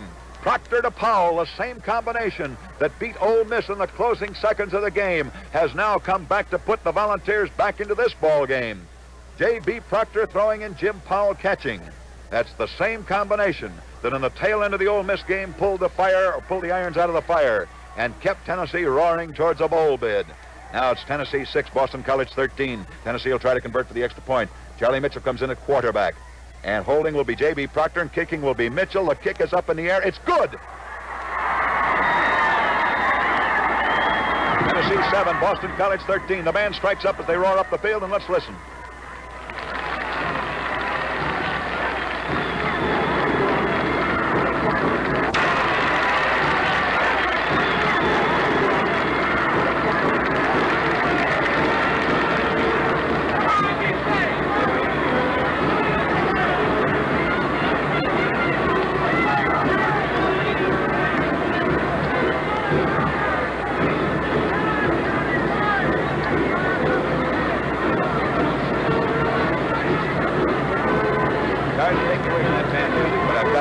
Bob Nealon has just substituted an entire new team, and we'll call them as they're running onto the field now to report to the referee. Dick Jordan is coming in at right end. That's Denver Crawford at right tackle. Ray Drost at right guard. Dave Stevenson at center. Royal Price at left guard. Dick Huffman, their potential All-American, at left tackle. Bud Hubble at left end. In the backfield, Charlie Mitchell's reporting at quarterback. Billy Hillman at right half. Mark Major at fullback, and Walter Slater at left half. That is the new Tennessee team on the field, and it's the first team. It's interesting to note that it was the Tennessee second team which scored that touchdown against Boston College. There's the kick. It's going back to the BC 20-yard line. Ball is rolling around to the 15. Al Canova takes it. He's up to the 20, up to the 21, gets away from another man, stays on his feet, goes to the 25, reverses his field, and he is now running all the way backwards, back to the 20, back to the 15, back to the 10, and he is knocked down on the 10-yard line. He was all the way up the field to the 25. To get away from Tennessee, he ran 15 yards back towards his own goal line, and he was knocked down on the 10-yard line. He was 15 yards up the field further than where he was finally stopped. He had raced up to his own 25, then he reversed his field, ran back to his own 10-yard line. On the 10, he was hit by Al Fielden, the right halfback of Tennessee, and so it is Boston College ball, first and 10 on their own 10. Al Canova deployed out wide to the right this time. Dan Panciero calling these signals out of the T formation. Ball is given to Ed Burns. Burns comes up to about the 10. He stopped just shy of the line of scrimmage. Loses a yard on that play. Mark Major, the fullback of Tennessee, is the man who stopped him. J.B. Proctor throwing. And as you know, Mr. Jim Powell catching, and that is the same combination that scored all 3 touchdowns against Ole Miss. And they just scored that same passing combine, just scored against Boston College. Proctor's running back on the field as we're talking about him, replacing Walter Slater at left halfback. It is second down, 11 yards to go. Jim Benedetto is in now at right halfback, replacing Killalay for Boston College. Canova deployed out wide to the right. Here's a line buck with Dan Panciero giving it to Ed Burns. Burns bolting his way through the center of the Boston College line. He comes up to the 11-yard line, gaining 2 yards. So since they lost 1 on the preceding play, it'll be third down coming up, 9 yards to go. And it is now Boston College ball on their own 11. There are 3 minutes of playing time remaining in the first half of this football game. The score is 13-7. Boston College leading Tennessee. J.B. Ballesteros, or rather George Ballesteros, comes in at fullback, and Mark Major goes out for Tennessee. Referee is running madly up the field. My, he's really in a hurry. He runs up and talks to the head linesman, and time has been called while these boys get themselves a bit of a workout. 3 minutes of playing time remaining in the first half of the football game. Scores Boston College 13, Tennessee 7. And the passing combine, which has been the scourge of the South. Proctor to Powell. Again clicks, this time up New England way. Scored 3 touchdowns against Ole Miss, and they just scored 1 against Boston College the same identical way. Proctor to Powell. Don Pansiero, quarterback, back in punt formation. He's going to boot from the 5. He does. He kicks it up the field. It's coming up to the middle of the field. It bounds to the Boston College 45. It's taken by Slater. Walt Slater, the right halfback of Tennessee, is finally knocked out of bounds on the Boston College 39-yard line. And now look at how the picture of this football game has changed. Boston College having everything, the edge and statistics, out-charging, out-maneuvering, scoring the first 2 touchdowns in the game, was leading Tennessee 13-0 up to a moment ago when the Volunteers of Tennessee came back into the ball game thanks to a pass Proctor to Powell. That made it 6-0. They kicked the extra point, made it 7-0, and now Tennessee has a chance to tie this game up because thanks to driving Boston College way back to their own 10, BC had a kick, and now Tennessee's got the ball on the BC 39-yard line. Here's a reversal with Fielding carrying the ball. He's back to the 35, and he is knocked down on the 34. Al Fielding on a naked reverse. The right halfback of Tennessee runs down to the Boston College 34-yard line. And so with 2 minutes and 10 seconds remaining in this half, and now Tennessee wants to get in all the plays they can. They're 34 yards away from tying up this football game if they can. Well, that was a gain of 5 yards on that play. It'll be second down coming up, 5 yards to go. Milner has come in at quarterback. Charlie Mitchell is out for Tennessee. Caldwell is in at left end. Bud Hubble is out for Tennessee. 2 new changes. Now Milner calling these signals. Ball goes direct back to Ballotsaris. Ballotsaris on a spinner, gains nothing. Fakes to give it a field and keeps it himself, spins into the center of the line, and he is hit dead. Not a gain of an inch. Third down coming up, 5 yards to go, and there's only 2 minutes of playing time remaining in this half. Tennessee is playing with one eye on the clock and the other eye on Boston College. They want to race down the field if they can. They're 35 yards away from a touchdown now, and they need that to tie this game up if they can do it. Boston College playing with a magnificent forward wall, one of the biggest we've ever seen, holding Tennessee pretty well in check. It's the forward passing which put BC into trouble. First pass they completed was for a touchdown. Slater back this time. The ball goes back to Fielding. Fielding fading way back to throw. Tennessee pass. He completes it to Milner. Milner, the quarterback, takes it on the 35-yard line. He's down to the 30. Goes down to the 27-yard line, and there's a first down for the Volunteers of Tennessee down on the BC 27-yard line. Slater throwing. Milner catching. We've got some scores of other ball games. We're going to hang on to them until time is called in this game, and time is called in this game. So we can give you the scores of other football games. Milner, the boy who caught that pass, is slightly injured on that play. And while they are working on him and trying to see that he is not seriously injured, and I'm sure he's not, here's some scores of other games. First period, Michigan 14, Wisconsin nothing. First period, Georgia 20, Auburn nothing. First period, North Carolina 6, Wake Forest nothing. First period, Michigan State nothing, Marquette nothing. First period, Harvard 15, Brown nothing. First period, South Carolina nothing, Duke 7. First half, Syracuse 7, Colgate 6. First period, Fordham 7, NYU nothing. First period, Penn nothing, Army nothing. First period, Columbia 13, Lafayette nothing. First period, Navy nothing, Penn State nothing. First period, Princeton 2, Yale nothing. First period, Cornell 7, Dartmouth nothing. And now it's time to play football here again. Tennessee's ball on the Boston College 26-yard line. Caldwell was slightly injured on the last play. He is the left end of Tennessee. He's all right now. He's back in the game. And with 1 minute and 5 seconds remaining to be played in this half, and Tennessee trailing by 6 points, they have the ball down on the BC 26-yard line. First down, 10 yards to go. Here is Mr. Slater fading back to throw another long pass for Tennessee. He throws it down. Not good. It could have been intercepted by Panissero. He made a shoestring stop of it, but the referee says he did not catch it. And listen to the crowd. They don't like that decision. They think it was an interception, but it wasn't.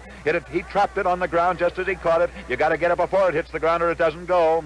Tennessee's ball still down on the Boston College 25-yard line. Two great teams, both well coached and both a credit to their institutions. Boston College coached by Denny Myers and Tennessee coached by Bob Nealon, General Bob Nealon. And now they're racing the clock. There's less than a minute of playing time remaining in this half. Hubble comes back in at left end. Slater's on the tailback this time. A single wing over the right for the Volunteers of Tennessee. Ball goes back to Walt Slater. He's fading back to throw a forward pass. Cocks his arm back. There goes a long Tennessee pass, and it is not good. All the way down to the 15-yard line intended for Dick Jordan, the right end of Tennessee. He can't get entered fast enough. Incomplete. But each one of those incomplete passes automatically stops the clock. And that's what Tennessee wants. They don't want that second hand to keep sweeping around. There are only seconds remaining in this half now. Tennessee's ball down on the Boston College 26-yard line. And it is now third down, still 10 yards to go. Bobby Lund is coming in at right halfback. Walt Slater goes out. Lund's a passer. He's replacing a passer, which means that Nealon might be sticking him in, thinking that he might try a pass play, which Milner had not called yet at quarterback. Let's see what they're going to do. Bobby Lund in the tailback this time. Tennessee's ball, third down, 10 yards to go. They have the ball down on the BC 26-yard line. Ball goes back to Bobby Lund. He's fading back to throw a forward pass. Elects to run with the ball. He's back to the 27-yard line and knocked out of bounds on the 24-yard line. Picked up 2 yards on that play. He had elected to try a forward pass, cocked his arm back as though he were looking for a receiver, then dug his heels right into the dirt and started hightailing it down the field. He was hit out of bounds by Al Canova, the left halfback of Boston College, on the BC 25-yard line. So there was a gain of less than a yard on that play, and it is fourth down, coming up 10 yards to go. This may be the last play of the first half, and if Tennessee's got anything up their sleeve, they're going to pull it out now. They're down on the 25-yard line. It's Lund back for another pass. He's going to run with the ball. He can't find a man to pass it to. He's down to the 20, gets away from one man, stays on his feet. He goes down to the 18-yard line, and he's knocked down on the 18-yard line, but that is shy of a first down. Boston College will take over. First and 10 for BC on their own 19-yard line. Boston College averts a potential touchdown by the Tennessee Volunteers, and BC takes over in the dying minutes of the first half, and that was a determined knock down and drag out defense set up by Boston College. They were willing to grant Tennessee 5 yards anytime they wanted to come through the line, but they were knocking those passes down. They were dropping their defense all the way back into their end zone because they knew that with seconds ticking away in the first half, Tennessee was more than likely to try to throw passes, which is what they did. In motion this time, Jim Benedetto. He's the right halfback. It's Panacea carrying the ball. He gives it to Caneva. Caneva comes up to the 25-yard line. He's knocked down by the 27-yard line by Dave Stevenson, Ray Dross, and Denver Crawford. Almost a first down for Boston College. Ball goes from the 18-yard line. There is the end of the first half, and a clipping penalty was just about to be called on Boston College. Referee shakes his head as the captain of Tennessee walks in and says, "Don't play that play over again. It's okay with us. We won't take the penalty against BC." And so the first half ends. Score: Tennessee 7, Boston College 13, and the players file off the playing field.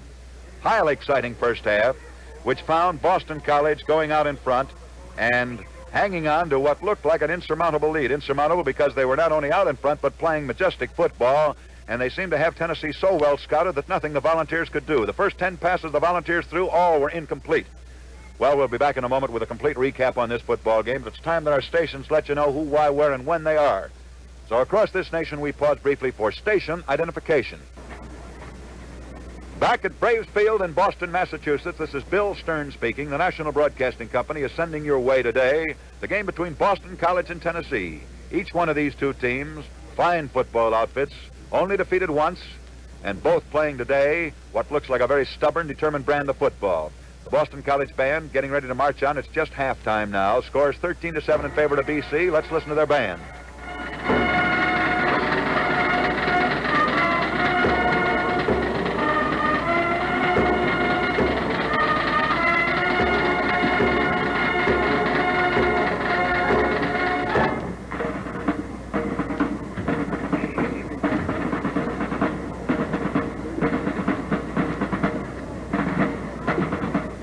While the Boston College band is marching up the field, there's somebody in our broadcasting booth I'd like to have you meet because we owe him a great debt of gratitude.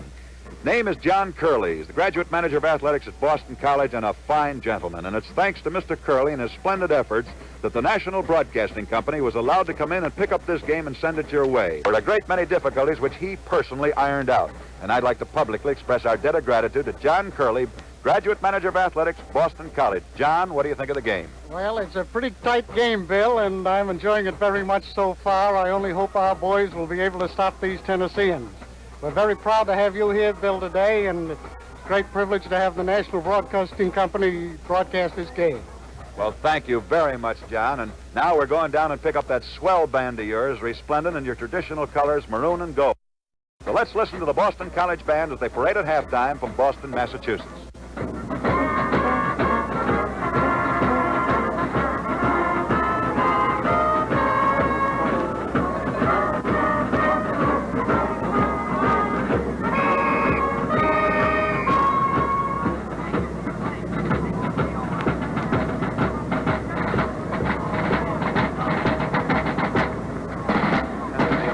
Now they spell out V-O-L-S, the nicknames of the Volunteers of Tennessee, and you can hear the hand in the background they're getting.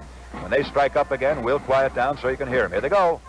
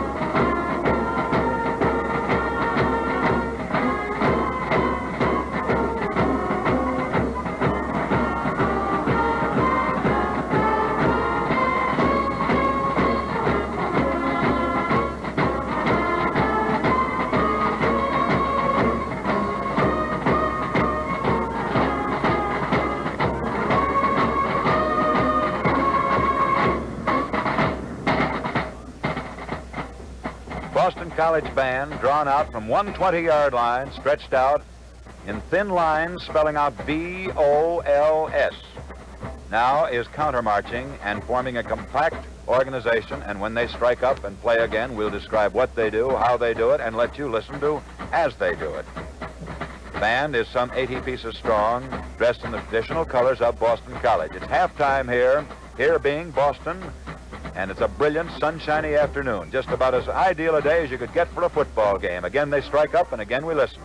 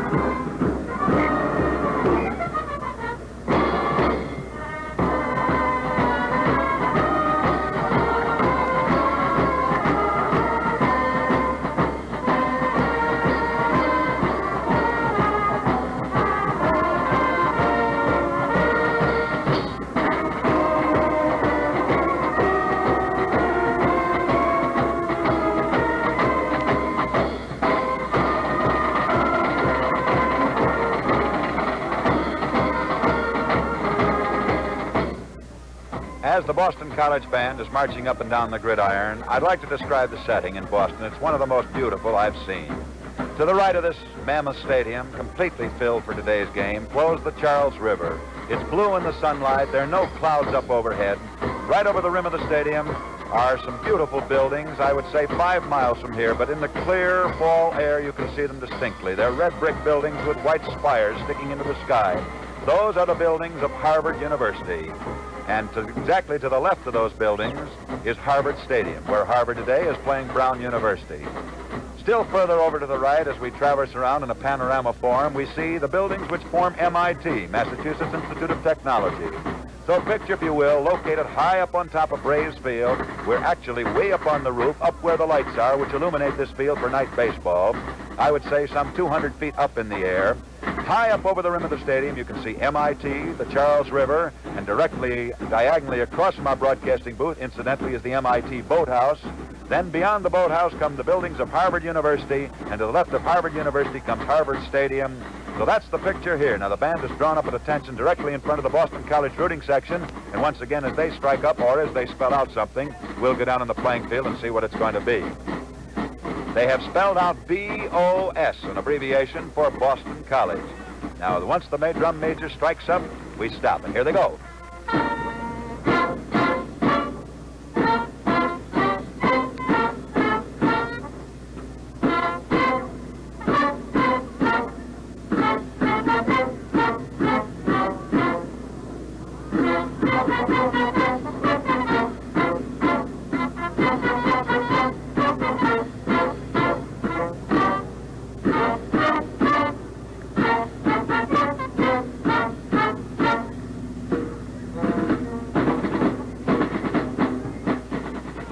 Again, the drums strike up. Once more, the baton leader motions to the boys to form another organization, or rather another combination of letters, and we'll see what this is going to be. T-O-N is now spelled out. A moment ago it was B-O-S, now it is T-O-N. Once again, they roll off or sound off, call it what you will. Now spelling the letters T-O-N, they get ready to play, and we get ready to listen. Here we go.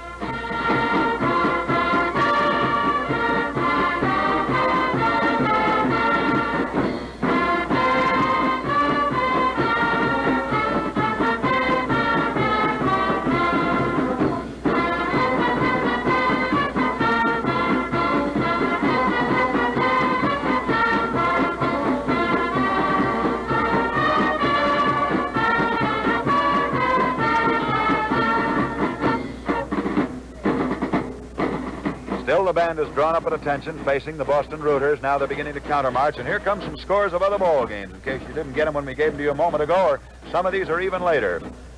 Just let me see what the band's going to do before we leave. Then they have spelled out BC, BC for Boston College. Now the leader puts that little silvery baton up into the air again. I believe the alma mater is coming right now, and of course if it is, Boston College graduates throughout the world will want to hear that. So suppose we hush up. Here comes the roll-off, and here's the band.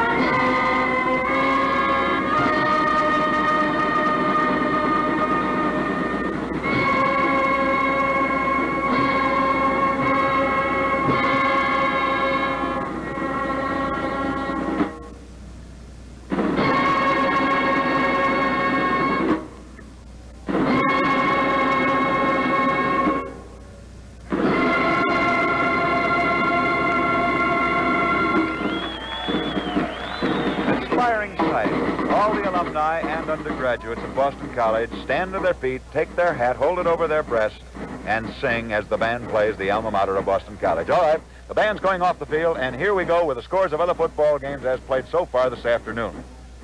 Syracuse and Colgate locked in a traditional gridiron battle, with the Orange of Syracuse leading Colgate 7-6 at the half. Princeton and Yale in another dogfight. Princeton, and that's a traditional game too, leading Yale by virtue of a safety, 2-0. The Columbia Lions are roaring over Lafayette, 13-0 at the end of the first period. Fordham and NYU, and that's another traditional gridiron battle. Fordham leads 7-0 at the end of the first period. Cornell and Dartmouth. Remember the old fifth down? That wasn't so many years ago. Cornell leading Dartmouth 7-0 at the end of the first period. Navy and Penn State. This is the Navy team that's dropped 6 in a row, but lost a heartbreaker last week to Georgia Tech. And Penn State, which incidentally has only lost one game. Navy and Penn State battling on even terms in the first period. And here's one of the great games of the day, Penn versus Army at Franklin Field in Philadelphia. And the Army and Pennsylvania are deadlocked in a scoreless tie at the end of the first period. South Carolina's trailing Duke, 0-7. That's at the end of the first period. Harvard is rolling over Brown, 15-0 in the first period. North Carolina's defeating Wake Forest, 12-7 at the half, and it's Wake Forest that holds the only victory over either of these two teams today, either Boston College or Tennessee. In the opinion of General Bob Neyland, coach of Tennessee, the Wake Forest backfield is the finest in the South. And now they are trailing North Carolina 12-7 at the half.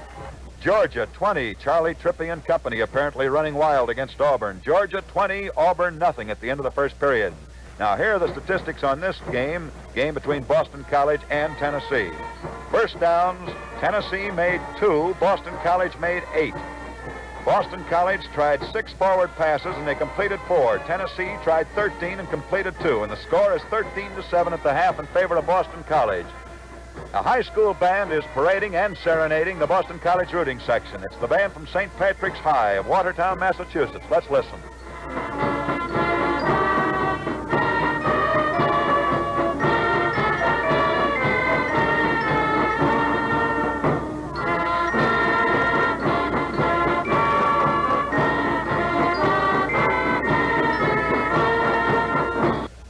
Back in our National Broadcasting Company booth, just about ready to start the second half of the football game between Tennessee and Boston College. A traditional intersection gridiron rivalry which began back in 1941 and watched these two teams battle each other twice that year, once during the regular season and once during the Sugar Bowl.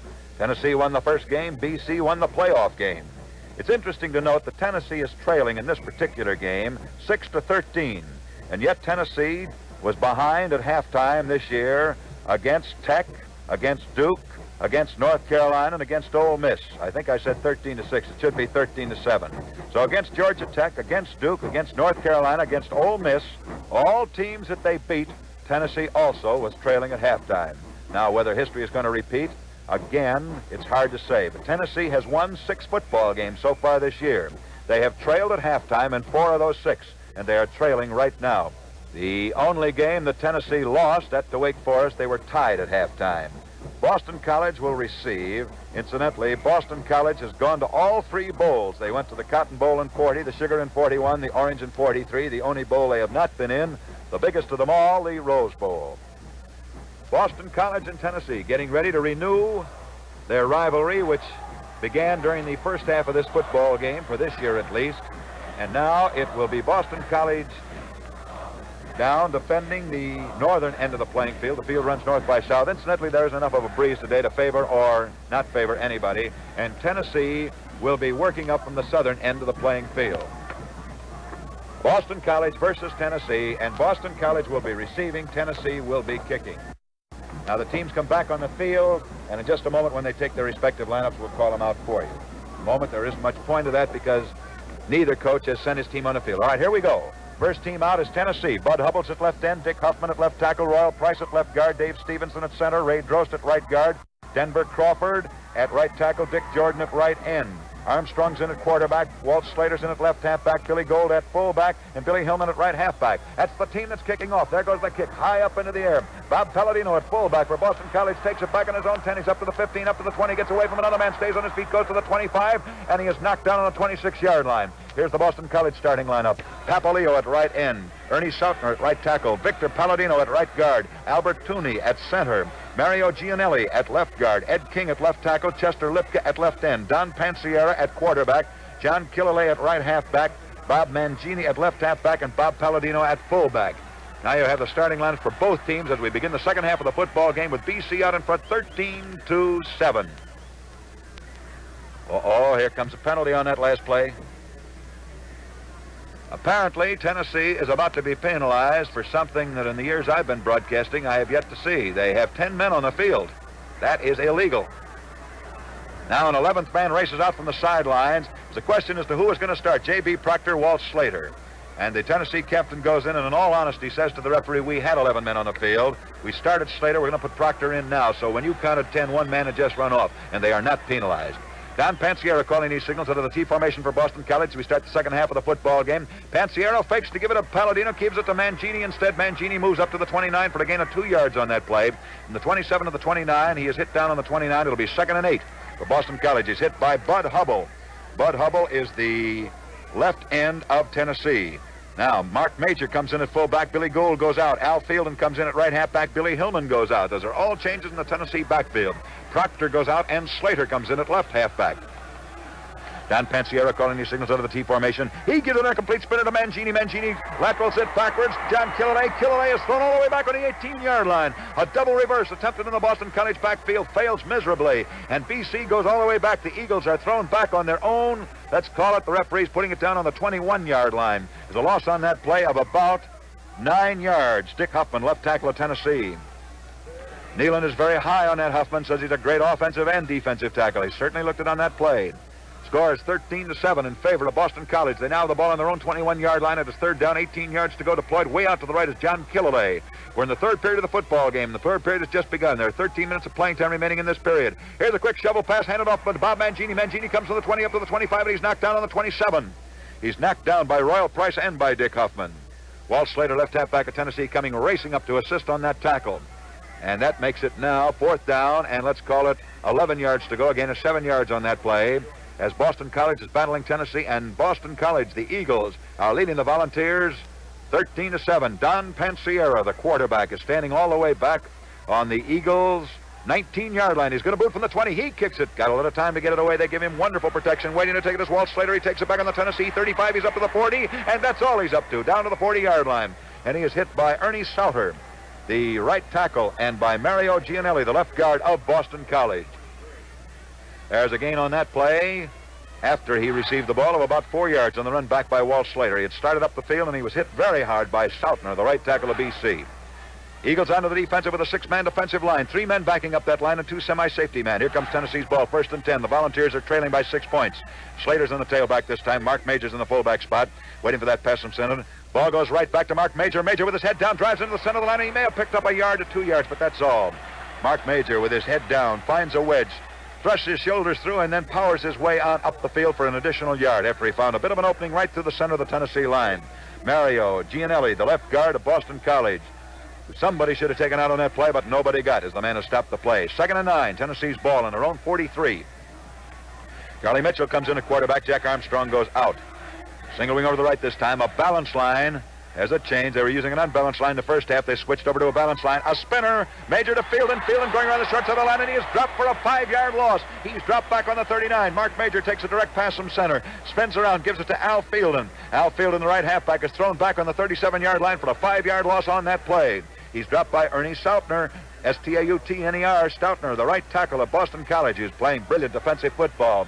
It will be 3rd down coming up now, 15 yards to go for Tennessee, and the Volunteers have the ball on their own 37, midway between the two sideline stripes. There are 11 minutes of playing time remaining in the 3rd period. The score is Boston College 13, Tennessee 7. Slater in the tailback this time now.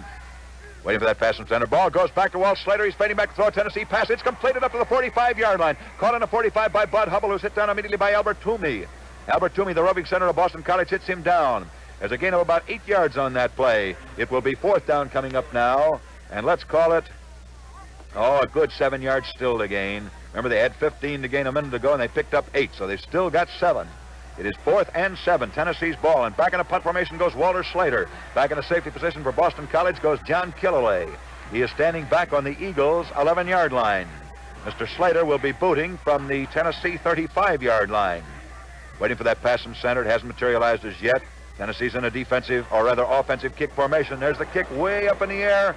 Killalay is letting it get away from it. Goes back to Palladino, takes it on the 15. He reverses his field, and he's knocked down on the 12-yard line. Bob Palladino, fullback of Boston College, takes it on the 15, runs it to the 17-yard line. Is knocked down on the 17. He was partially stopped on the 12, wormed his way back to the 17, and it is now Boston College ball, 1st and 10 on the Eagles 17. Huffman is the man who made that tackle. 1st down, 10 yards to go. Score 13-7, favor of Boston College. A brilliant sunshiny afternoon with the sun beaming down, the temperature down in the 50s. Not a bit of a breeze, just a perfect day for the football game. Bob Mangini, left halfback of Boston College, deployed out wide to the right in the flat. Here is Don Pansiera back for the forward pass. Instead, he gives it to Palladino. Palladino comes through the center of the line. He gets to the 25 up to the 30, and he's knocked down on the 32-yard line. Mitchell, Charlie Mitchell, defensive safety man for Tennessee, has to come up from the rear to make that tackle. A brilliant gain. A gain of 14 yards by Bob Palladino, fullback of Boston College, who bolted right into the clear as he came hurtling through the center of that line. Found a magnificent opening and came all the way up to the 32-yard line before he was finally stopped. Call it the 33. It's a 1st down for Boston College. Here comes Boston College out of the huddle. Those white jerseys with which they began the game are now slightly muddy. Although the field is not wet, this is a mud-baked field. Single wing over the right this time. First time they run out of that. Mangini back for a forward pass. He throws a long one. Intercepted by Tennessee. Tennessee's Walt Slater takes it on the Boston College 40 and runs it back to the Boston College 35. Walter Slater, the left halfback of Tennessee, takes it on the 40, runs it down to the 35, and it's Tennessee's ball, 1st and 10 on the Boston College 35. And now Tennessee's 35 yards away from a tying touchdown if they can keep driving. Tennessee's ball on the Boston College 35-yard line. These two teams are playing each other with everything they got because they seem to see over the rim of this a postseason bowl bid if they can keep moving. Each team has only lost 1 game. Splendid records, both of them. Here comes Tennessee out of the huddle very quickly now, running out of a single wingback formation. Slater's in the tailback. Mark Major's in the fullback spot. Waiting for the pass from center. Everybody quiet. Center goes back to Walt Slater. He's fading back to throw a forward pass. There goes along. Tennessee pass is completed down to the 25-yard line. Jordan takes it on the 25. He is down to the Boston College 22-yard line. Don Pansiera, the quarterback, has to come up and make the save. And, brother, if he missed him, that would have been a touchdown. Dick Jordan, right into Tennessee, takes a quick pass from Walter Slater, the left halfback. Slater to Jordan, and the ball has been moved down to the Boston College 22-yard line. It's Tennessee's ball, 1st and 10. Tennessee, finding themselves unable to gain through the line, goes into the air. And now here comes Tennessee out of the huddle very quickly. This time Slater's still in the tailback. Mark Major's in the fullback spot, waiting for the pass from center. Tailback is the deepest under the Tennessee style. It is Slater trying to cut around the right side of the line. He's back to the 25, down to the 20, stays on his feet, gets away from another man, down to the 15, down to the 10-yard line, and he's knocked down on the 10-yard line. Walter Slater running that ball for 12 yards down the field, and another 1st down for Tennessee. Walter Slater twisting and worming his way away from Don Pansiero. Ball is now down to the 10-yard line, and it is Tennessee's ball. Tennessee's ball on the Boston College 10-yard line. Tennessee moving down the field majestically now. They've come some 24 yards already. Can they keep going another 10 yards? 10 yards down further lies a tying touchdown if they can keep going. Boston College is throwing a 7-man line, and that's a big man line at a very heavy line. Walter Slater's back in the single wing-back formation. The ball goes back to Mark Major. He gives it on a reverse this time to Field, and Field's going around the short side of his line, and he is dumped for a loss. He's thrown back on the 15-yard line for a 5-yard loss. Al Fielden takes a reverse from Mark Major, the fullback of Tennessee, and loses 5 yards. Moves the ball into the middle of the playing field, midway between the two sideline stripes, but loses 5 very important yards. This is a determined Boston College team. They're springing through the gaps on the Tennessee line and knocking the ball carrier down before they can get back to the line of scrimmage. Score is Boston College 13, Tennessee 7. Tennessee now has the ball on the Boston College 15-yard line. Here come the Volunteers out of the huddle very quickly. The second down, 15 yards to go. And not only yards to go for the first down, but yards to go for the touchdown. Single wing over the left. Mark Major in the bucking back spot. On the tailback is Walt Slater. Slater's fading back. Check a forward pass. Coxes down. Brecker goes a pass down in the end zone. It is caught down on the 10-yard line. Caught by Bud Hubble, who had to go up in the air and make a magnificent catch. John Killeray, the red halfback of Boston College, went up with him. Both men fought for the ball. Bud Hubble came down with it, and that picks up the 5 yards. The 5 yards that they had lost on the preceding play. Tennessee's ball all the way down now on the Boston College 10-yard line. Tennessee into a huddle. They pick up the 5 yards they lose on the preceding play. Here come the Volunteers of Tennessee out of that huddle now. It is third down, coming up about 9 yards to go for the touchdown, and 9 yards can tie this ball game up. Tennessee wants it. Boston College is throwing an 8-man line at him to run through and stop this passer. They feel that it's going to be Slater every time throwing a pass. Slater is trying his best to get the crowd to quiet down so they can hear these signals. Waiting for that pass from center. Waiting for the pass. It goes back to Walt Slater. He stands back to throw a forward pass. He elects to run with the ball. He's back to the 15. He's stopped on the 10-yard line. He fumbles the ball. He fumbles the ball. The ball rolls all the way down to the 7-yard line. Bud Hubble, the left end of Tennessee, I believe, fell on it on the 7-yard line, and Tennessee recovered their own fumble. Walt Slater trying to throw a forward pass is hit hard on the 10. The ball squirts out of his arms, goes down to the Boston College 7-yard line, and Bud Hubble, the left end of Tennessee, falls forward on the ball, and on that fumble, Tennessee picked up 3 yards. Here it is now. It is now Tennessee's ball on the Boston College 7-yard line, and time is called by Boston College. That was a bad break for the Eagles and a good one for Tennessee. They fumbled the ball, but their own left end recovered for them. So Tennessee has the ball down on the Boston College 7-yard line. It is fourth down coming up, and time is called. So here's the picture from Boston. Score is 13-7 in favor of Boston College over Tennessee. But Tennessee has a fourth down on the Boston College 7-yard line. Fourth down and 7 yards to go for the touchdown that may tie the game up. Nealon has just sent a substitute in, which means that there's a man going in with instructions as to what he wants him to use. Time has been called momentarily. It's Bob Lund, left halfback, going in to replace Walt Slater. Lund is a passing expert. That may mean a pass is coming up now. Time is still called. With timeout, ladies and gentlemen, don't you go away from that loudspeaker. We're coming right back here in just a second. This can be the play that decides the ball game. We pause briefly for station identification. Back at Boston, Massachusetts, ladies and gentlemen, this is Bill Stern speaking for the National Broadcasting Company. We're in a crucial moment in the third period of the Boston College-Tennessee intersectional clash. Boston College is leading Tennessee 13-7, but Tennessee has a fourth down coming up with a ball on the Boston College 8-yard line. It's fourth. Make it the 7-yard line. 4th and 7 to go for the first down and a touchdown that can tie up the game. Will they get it? Here's a change at right guard for Boston College. Victor Palladino goes out. Pat Doroni comes in. That's one change for Boston College, and we've given you the change for Tennessee. Bob Lund came in to replace Walt Slater at left halfback. Lund and Slater are both wing backs and both forward passers. Injured on the last play was Mitchell. Tennessee slightly. He's coming out. Armstrong is going in. That means that General Neyland is sending a new quarterback, and you can bet your bottom dollar he's got instructions. Here comes a play. This one can be the payoff play on the ball game. Tennessee's 4th and 7 down on the BC 7-yard line. Out of the huddle comes Tennessee very quickly now. The ball goes back to Bobby Lund. He's faking a throw forward pass, but he likes to run with that ball himself. He is back to the 5-yard line, the 3-yard line, the 2-yard line, the 1-yard line. He scores for Tennessee.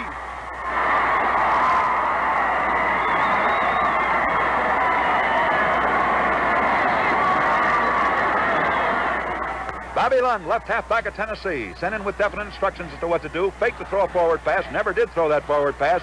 Ran with the ball, returned the ball from the 7-yard line right into the end zone as he circled around his own right end. He had faded back to throw a forward pass. The BC defense automatically dropped back into the end zone, thinking surely it was going to be a pass with 4th down and 7 yards to go. Lund, instead of passing, ran around his own right end and scored a touchdown, and the score is 13-13. Now holding will be Mitchell. And kicking the extra point. Well, no, Lund is going to hold, and Mitchell is going to try to kick this extra point. Here is the kick. It is up in the air. It is not good. The score is still 13-13. Score, Boston College 13, Tennessee 13. And the teams run back up the field. And now Boston College is getting ready to make substitutions, and so is Tennessee. It's a tie football game now. Tennessee 13, Boston College 13. Anybody's ball game. And here comes some new substitutions for General Bob Nalen. Caneva comes in at left halfback, replacing Bob Mangini. At left halfback for Boston College, Art Spinney came in place of Lipka at left end for BC. And here comes a whole new Tennessee team out on the field as we talk to you. Jim Powell is coming in at left end. He scored Tennessee's first touchdown. Johnny Francis is coming in at left tackle. Jim Myers at left guard. Vernon Huser at center. Jim Fugren is in at right guard. Norman Messerol is in at right tackle. Ben Huddleston's in at right end. Jack Armstrong stays in at quarterback. Bobby Lund stays in at left halfback. Billy Gould comes in at fullback, and Max Parton at right halfback. That's 9 new members for Tennessee, and the Volunteers are going to boot it off. Score is 13-13. There's the kick. It's going way down to the Boston College 10-yard line, where it's taken by Don Pansiero. He's up to the 15, up to the 20, and he's hit down on the 26-yard line. Dan Pansiero, quarterback of Boston College, comes up to the 26-yard line. And it is BC's ball, 1st and 10. We have 5 minutes of playing time remaining in the third period of the football game from Boston. The score is Boston College 13, Tennessee 13. A game which watched Boston College move out in front with what looked like an insurmountable lead to find the Volunteers come back and finally tie it up. Pansiero calling these signals out of the T formation. On a complete spinner, he gives it to Killeray. Killeray comes from the 26 up to the 26, make it the 28. Gain of 2 yards as he worms his way between center and left guard. He gets to the 28-yard line before he's hit down. There's a gain of 2 yards on that play, and it is Boston College's ball, 2nd down, 8 yards to go. We have 4.5 minutes of playing time remaining in the third period, and the score is 13-13. Here's a change at quarterback. Charlie Mitchell is in. Jack Armstrong is out. That's a change for the Volunteers of Tennessee. George Ballotsaris comes in at fullback. Billy Gould comes out. That's another change for Tennessee. Canova deployed way out to the right this time.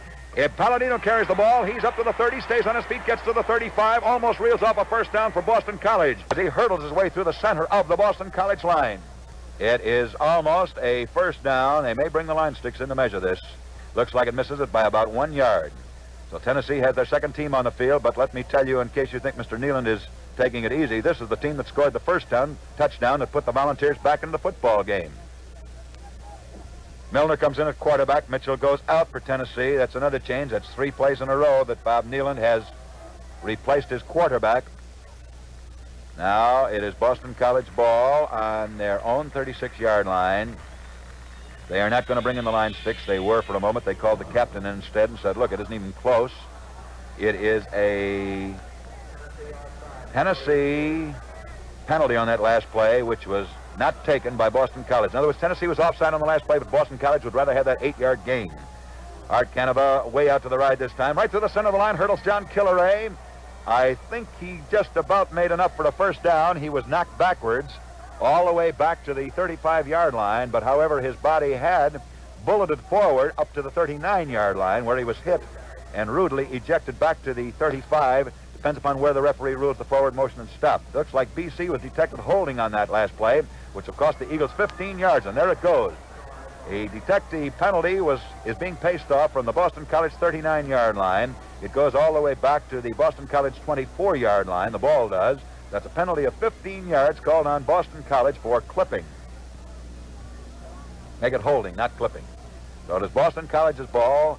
Now, let's call that 3rd down, about 12 yards to go. Remember, they had picked up a first down. It is Pansiero back for a long, long pass for Boston College, and it is not good. Not good. Intended for Art Caneva. The left halfback of Boston College. He went in high in the air, tried a one-handed catch. George Ballotsaris, defensive fullback of Tennessee, went up with him, and the Ballotsaris hit the ball first, knocked it down. Incomplete. So it will now be 4th down coming up, about 14 yards, or make it about 13 yards still to go. Boston College's ball back on their own 24-yard line. And now the BC Eagles are almost going to have to kick.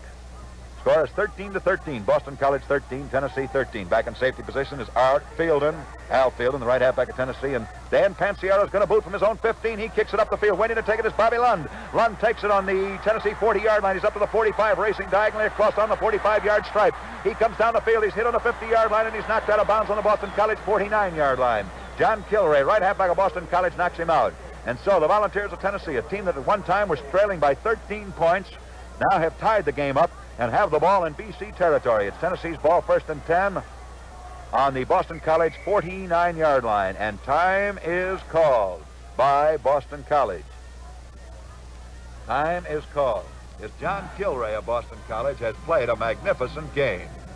He's a 5'9" boy weighing 165 out of Hyde Park, Massachusetts, an all-around man. He's a track star. He excels at the sprints, the hurdles, and the broad jump. And if you could see him go over a line, you can understand why he does. He's great.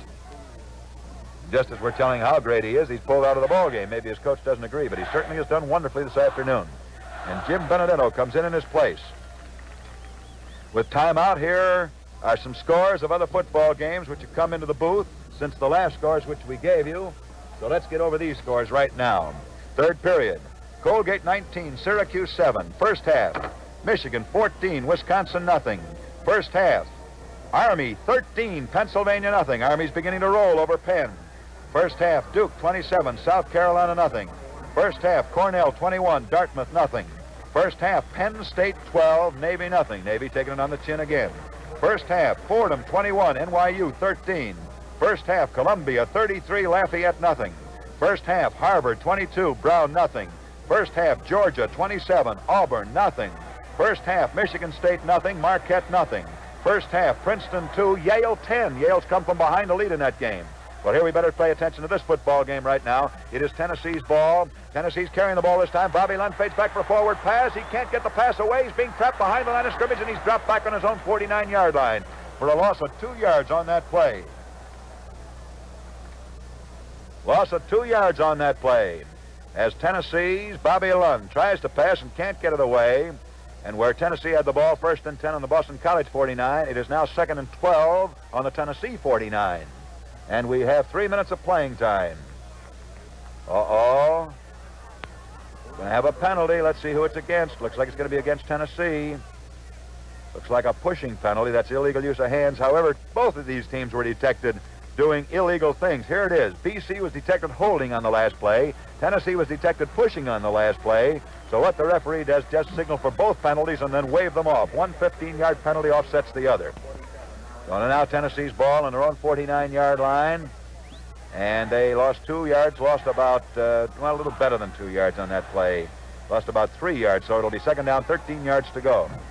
Palladino comes in at left guard, Gianelli goes out, and Gould comes in at right end, Papaleo goes out. Those are changes for Boston College. Tennessee now with Bobby Lund in the tailback spot, waiting for the pass from center. The ball goes back to Bobby Lund. It's a little high, has to reach for it. He's fading back, throw forward pass. There goes the Tennessee pass down the field. Racing down to take it is Mr. Jim Powell. He goes high in the air, but he can't catch it. Art Canham, the left halfback of Boston College, knocks it down. Incomplete. Incomplete. Ball is returned back to the Tennessee 49-yard line.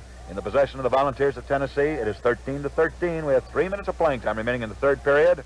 Tennessee and Boston College. Boston College moving out in front, the 2-touchdown lead, being overhauled by a Tennessee team which has trailed 4 times at halftime, but never lost a single one of those games this year.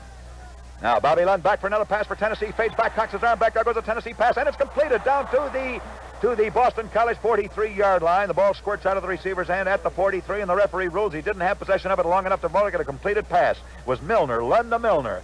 Milner caught it on the 43 just as he did it, went on through his arms down to the ground, incomplete. He had it for a fraction of a second, but not long enough to claim a completed forward pass. So it's incomplete. It brings up the 4th down, 15, well, call it 14 yards to go.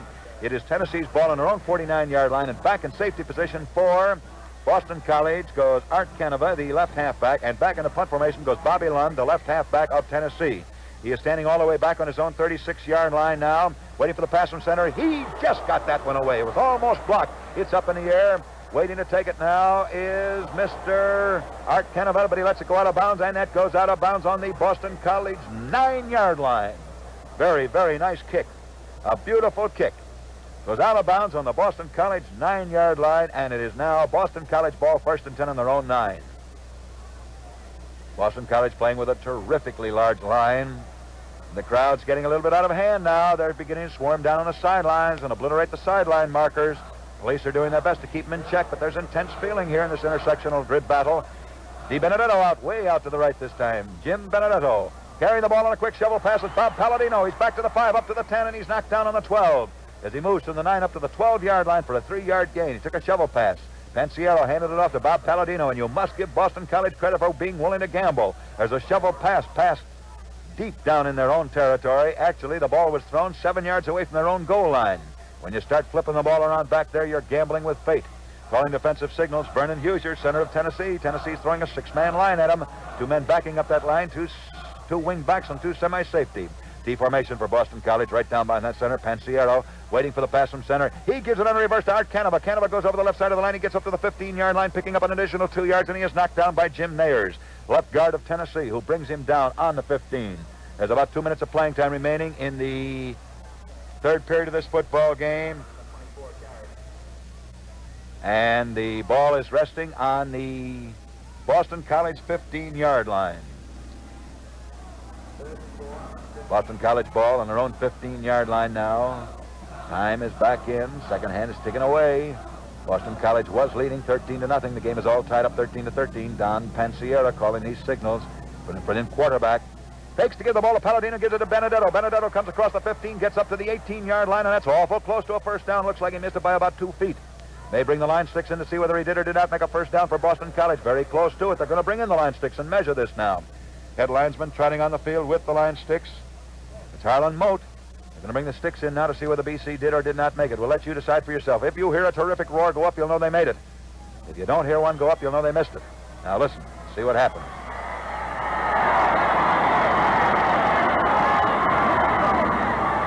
Boston College makes a first down. They make it on their own 18.5-yard line. BC's ball now. The Eagles beginning to fly high once again in their own 18.5 as they play their intersectional grid battle against the University of Tennessee. Don Pansiero calling these signals. T formation, balance line. Fullback is Palladino. The ball is not given to the fullback. It's given to Benedetto. Benedetto's across the 20, up to the 25, up to the 27. A gain of 9 yards on that play as he comes all the way from the 19-yard line up to the 27-yard line. Make it the 27.5, and he went from the 18.5 to the 27.5. It is almost another first down as Boston College begins to show its vaunted power. And now Boston College is driving down the field. There's less than a minute of playing time remaining in the third period. The score is Tennessee 13, Boston College 13. Shadows are beginning to cross the diamond now, or rather cross the gridiron. It is a diamond, too. This is the home of the Braves, the baseball team. T formation, balance line. Palladino in the fullback spot. Benedetto to the right. Canova to the left. Ball is given this time to Art Canova. He comes up to the 25, up to the 30, gets to the 35-yard line, and he is knocked down on the 36-yard line. Art Canova, the left halfback of Boston College, running for way more than is necessary for the first down, picking up an additional 9 yards. And now in 3 running plays, Boston College has come some 21 yards up the field. They're moving majestically down. A gain of 7, then a gain of 8. And a gain of 6-yard line. They're keeping going. Here comes Boston College up to the line of scrimmage. They've run up 2 first downs in a row. Tennessee's going to change its defense in a minute. Nalen's up off the seat. Here's a crossbuck with Benedetto carrying the ball. He plows into the center of the line and he picks up 2 yards. He goes from the 35 up to about the 37-yard line before he is stopped. Bob Nalen is up off the bench across the field. And he is changing Tennessee's defense. He seems less concerned about the forward passing attack of Boston College than he does about the defense. He's moving his defense in close to the line. There is the end of the third period. And at the end of the third period, the score is Boston College 13, Tennessee 13. And the teams change sides of the playing field. Boston College will now move over and defend the northern goal. The field runs north by south. And Tennessee will move over and take the southern goal. As the teams change, the band strikes up to our left, and let's give that a listen.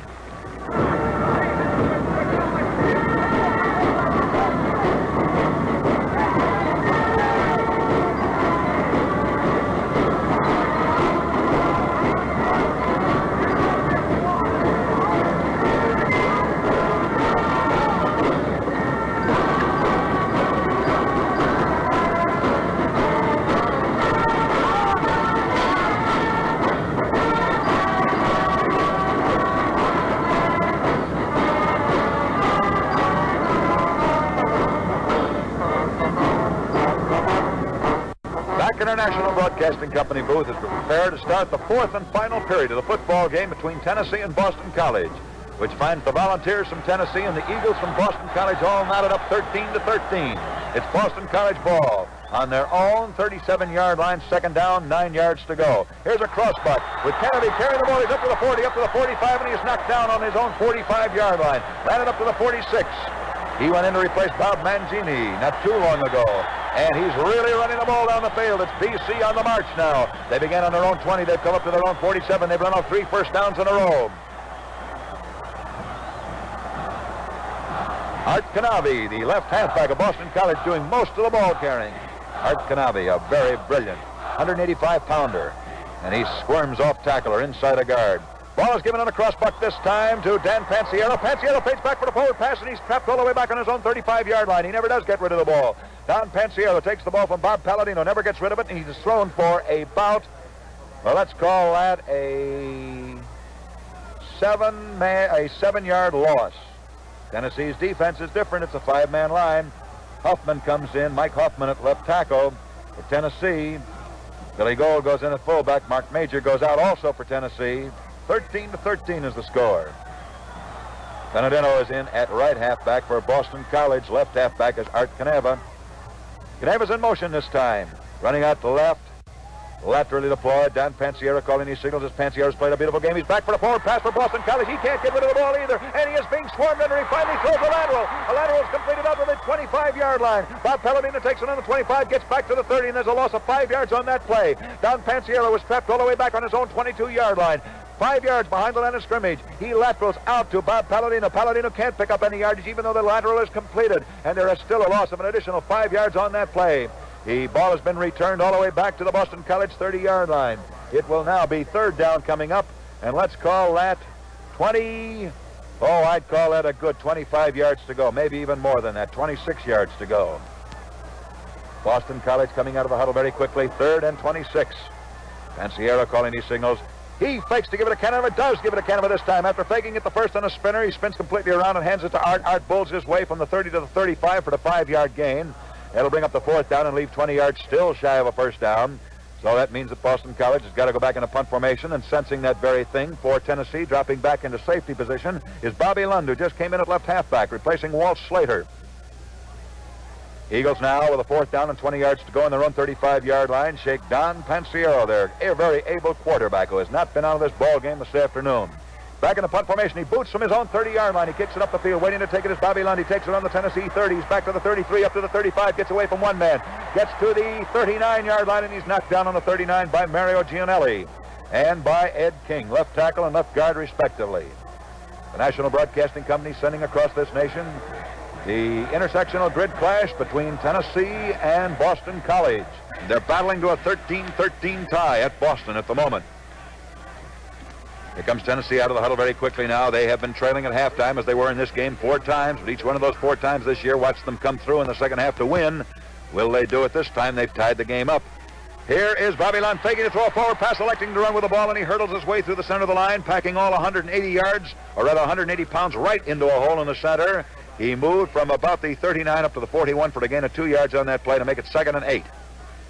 Incidentally, last night on the sports newsreel over many of these same stations, we had Dick Harlow, the coach of Harvard, on the program, and he thought that this game would wind up in a tie. He's one of the few men who picked it that way. So far, he's right. Armstrong calling these signals. The ball goes back to Bobby Lund. Lund fading back to throw a forward pass. Can't find a man open. Elects to run with the ball. Gets up to the 45, and he's finally knocked down on his own 48-yard line. Running it forward some 10 yards from where he was trapped. But actually, he's gained on that play about 7 yards. There was a 2-yard gain in the preceding play, and 7 on this would make it. 3rd down coming up and a yard to go. However, they think that it might be a first down, and they're going to bring in the line sticks to see whether it is or it is not. We have now 11 minutes of playing time remaining in this football game. It's the 4th and final period from Braves Field in Boston, home of the Boston Braves during the baseball season, now made into a football gridiron. I don't think it is a first down. It is not. So it'll be 3rd down and about 2 feet to go. Tennessee has the ball on their own 47-yard line, midway between the 2 sideline stripes, and the score is Boston College 13, Tennessee 13. Incidentally, that Don Pansiero, who we've been talking so much about, the very able quarterback of Boston College, is a freshman. Price goes in at left guard. Clay Stapleton goes out for Tennessee. Single wing over the right this time. Al Feldman not on the tailback. Bobby Lund is. Feldman was for a moment, but Lund takes the ball, gives it to Billy Gould. Gould tries to go in the center of the line, and I don't think he gained an inch. As he hit that line, he fumbled the ball. He may have recovered, and he may not have. Mario Gianelli, the left guard of Boston College, was in there like a shot. If Mr. Gould recovered, and it looks now as though he did, there was no gain on the play, and I believe they'll measure this one to see whether he made the first down or whether he didn't. He only needed 2 feet, and he didn't make it. So it is now fourth down coming up and about 2 feet to go. And if you were a quarterback playing this ball game with a tie score, what would you do? Would you gamble on it for those 2 feet, or would you try to run for it? Tennessee is going to kick. They're going to play it safe. They've got Lund back in a kick formation. Either that or it'll be a fake kick. Bobby Lund is back. He's going to boot it with 2 feet to go. He does. He kicks it high in the air. Waiting to take it is Art Caneva. He takes it all the way back on the Boston College 7-yard line and signals for a fair catch all the way back on his 7, and immediately touches the ball down, despite the fact that Tennessee, the men coming down the field to make the tackle, that would be Russis, the right end of Tennessee, and Hubble, the left end, were some 15 yards away from Caneva when he signaled for a fair catch. Now we may have a penalty on that play. A red flag, red whole handkerchief, was dropped all the way upfield on the Boston College 34-yard line.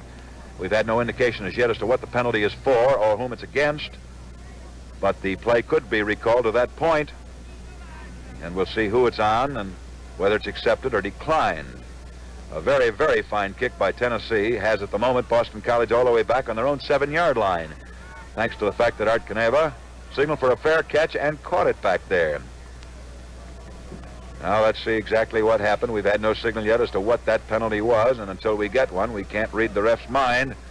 However, apparently whatever it was against Boston College, and Tennessee says we don't want the penalty, we want the play, because the play has moved Boston College all the way back to their own 7-yard line. Now there is a terrific conference down on the 7-yard line with 21 of the 22 players and 3 of the 4 officials all huddled around the officials trying to decipher exactly what's going to happen. Here it is. A holding penalty on Boston College is declined by Tennessee. In other words, Boston College was detected holding, but Tennessee said, nuh-uh. Let them hold. We don't want that 15-yard penalty against Boston College because we'll have to take the play over. They'll be penalized from the point where the holding occurred, and that's all the way up the field to the 36. We'd rather give them the play because they have the ball down on their own 7-yard line. So it is Boston College ball on their own 7, and coming through in the line buck is Jim Benedetto, and he comes through from the 7 to the 10-yard line, and he is hit down on the 10 after he picked up 3 yards by Price and by Stevenson of Tennessee. Gain of 3 yards on that play as play is resumed.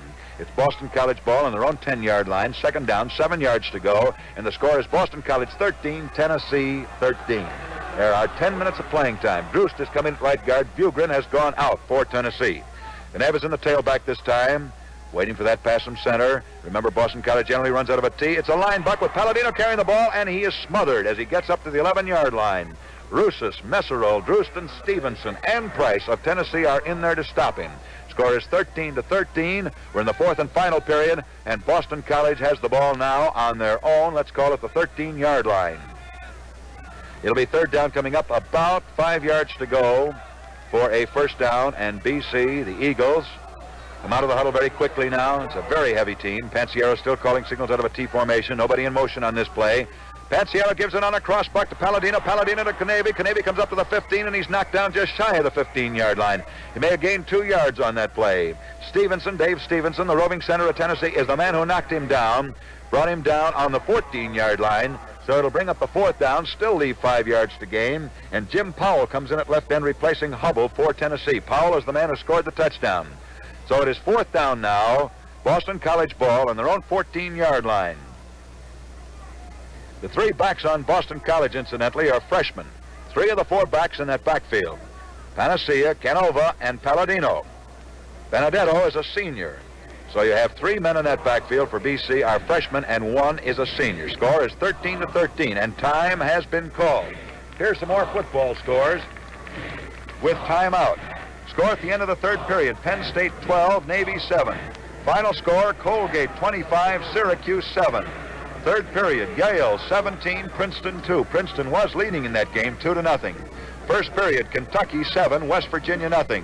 1st period: Arkansas 0, Southern Methodist 0.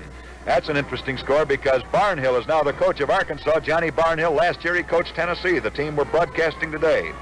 1st period score: the Gophers of Minnesota leading Iowa 7-0. 1st half score: Illinois 9, Ohio State 7.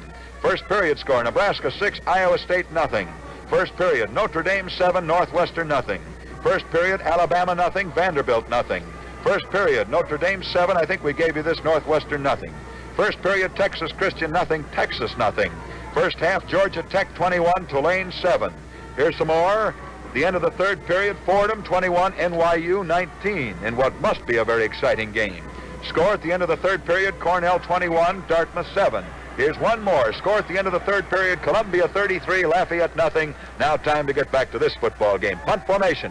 Pansiera back on the Eagles 5. He boots it. It's almost blocked, but it's coming up the field. Waiting to take it is Bobby Lundy. Takes it on the 50. He's down into Boston College territory. He is down to the 47-yard line, and that's all he is down to. Falls forward to the 45. Don Pansiera falls forward to the 45-yard line.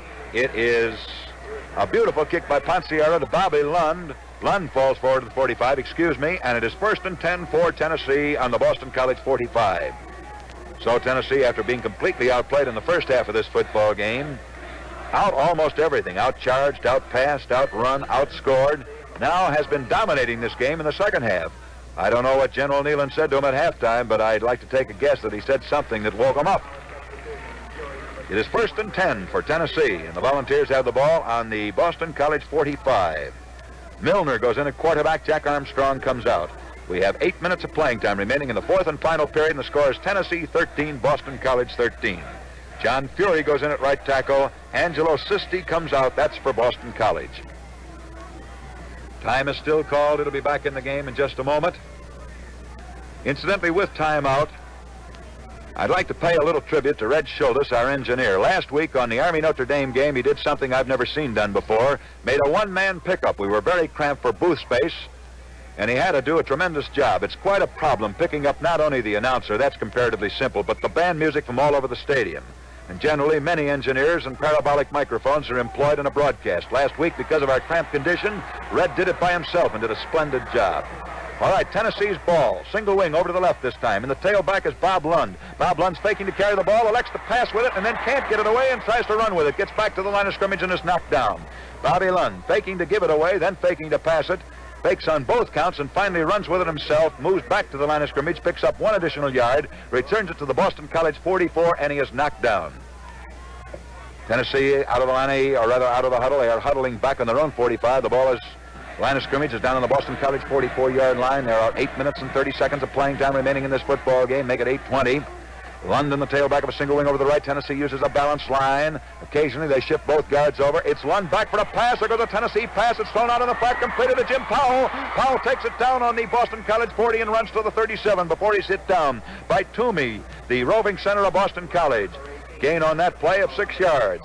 So it'll be third down coming up now. 3 yards to go for the first down. A forward pass thrown by Bobby Lund and caught by Jim Powell. Powell, incidentally, is the left end of Tennessee, who took all 3 touchdown passes against Ole Miss and took the first touchdown pass against Boston College today. Time, I believe, is going to be called by Boston College. We have 7 minutes and 45 seconds remaining to be played in the football game. Score is 13-13. May I, on behalf of the National Broadcasting Company, since time is out right here, cordially invite you to be with us each Saturday afternoon. Make a note of the station to which you're now tuned. And NBC would like you to be its guest each Saturday while we bring you an important football game from some section of the United States. That goes up to and including the famous Rose Bowl game on New Year's Day, which as always will be an NBC exclusive. Army-Navy's an NBC exclusive this year. Bobby Lund on the tailback this time, hurtling over his own right side. He moves the ball down to the 35-yard line before he's brought down by Bob Palladino, the fullback of Boston College. That was Bobby Lund, left halfback of Tennessee, finally being stopped by Palladino, fullback of Boston College, but not before he had reeled off 5 yards. They only needed 3 for the first down, so that is a first down for the Tennessee Volunteers. For some reason, although it is very clearly a first down, they're bringing the line sticks in. Going to see whether this is or is not a first down. Looks like they made it with plenty to spare. A good 2 yards to spare, but the referee hasn't signaled yet whether it is or is not.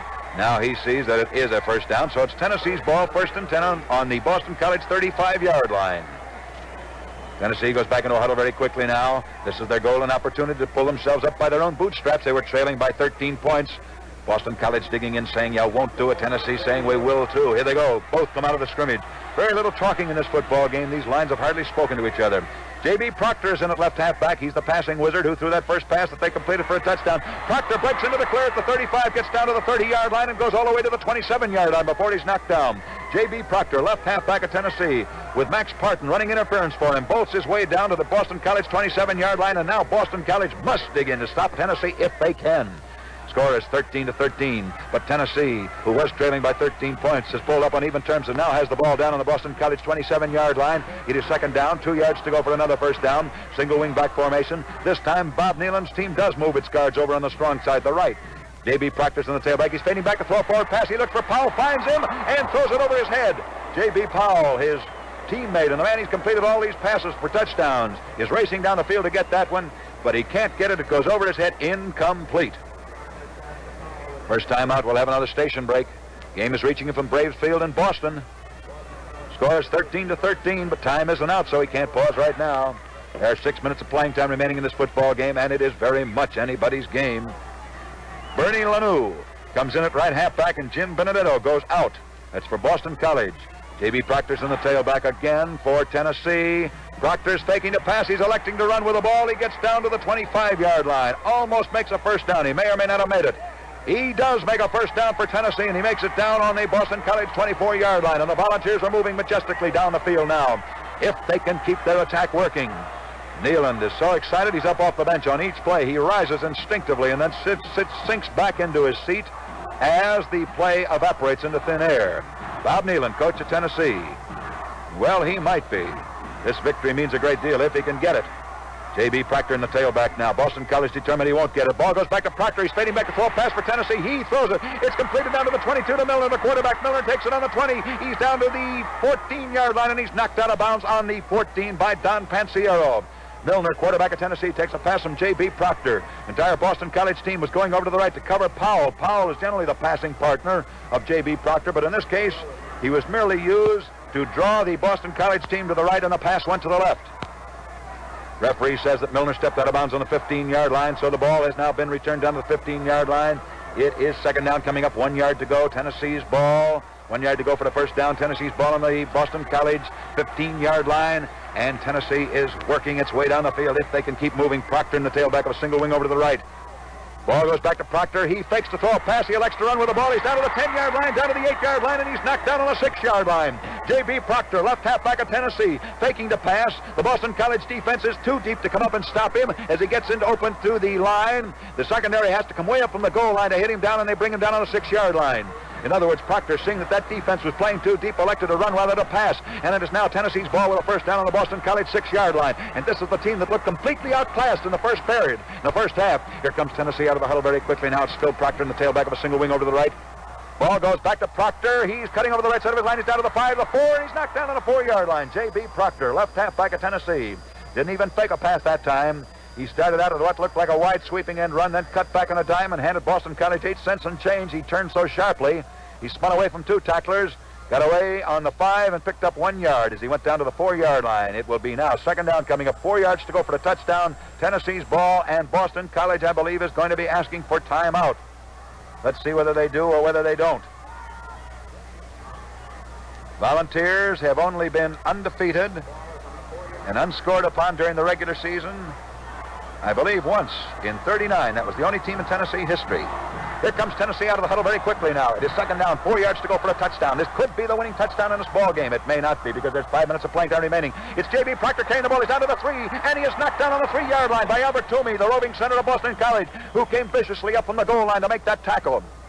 J.B. Proctor, left halfback of Tennessee, tried the ball over his own left side this time. They had pulled both guards out of the line to the right to make Boston College think that that's where the strength, since the strength was over there, that's where the play was going, but it didn't. It came over the short side, and it picked up another yard. It is third down coming up now, 3 yards to go for the touchdown. The ball is resting right in front of the goal post, so they could go for a field goal if they don't make it. Let's see what they're going to do now. Let's see what they're going to do. It's Proctor in the tailback of a single wing over the left. Everybody is standing up. The ball goes back to Proctor. He's cutting over the left side guard. He's down to the 2 to the 1-yard line. He scores for Tennessee.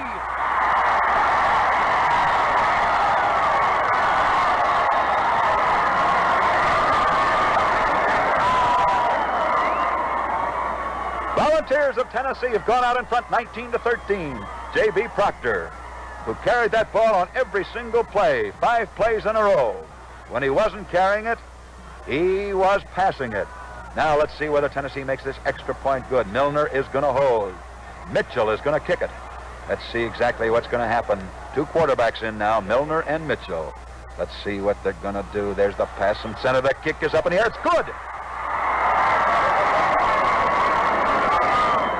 Score is 20-13. And now here comes that station break we promised you. Tennessee's pulled out in front. They've come all the way from nothing to 13 to lead 20-13. Come on back. This game's not over.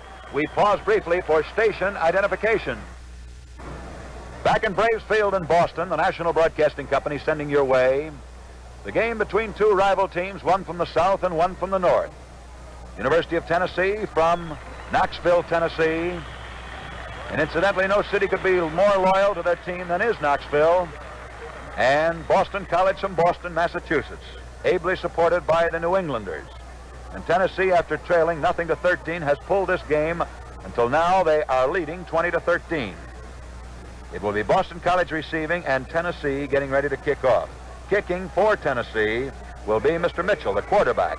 And he comes forward. Holding will be Mr. Max Parton. It is not a very good kick. It's an onside kick. And it rolls down to the Boston College 35-yard line, then starts back up the field in the direction of the team that kicked it and rolls out of bounds on the Boston College 37, which means that Tennessee will get one more chance to kick it off from the 40-yard line. And should they do it again, they'll be penalized 5 yards and have to kick from the 35.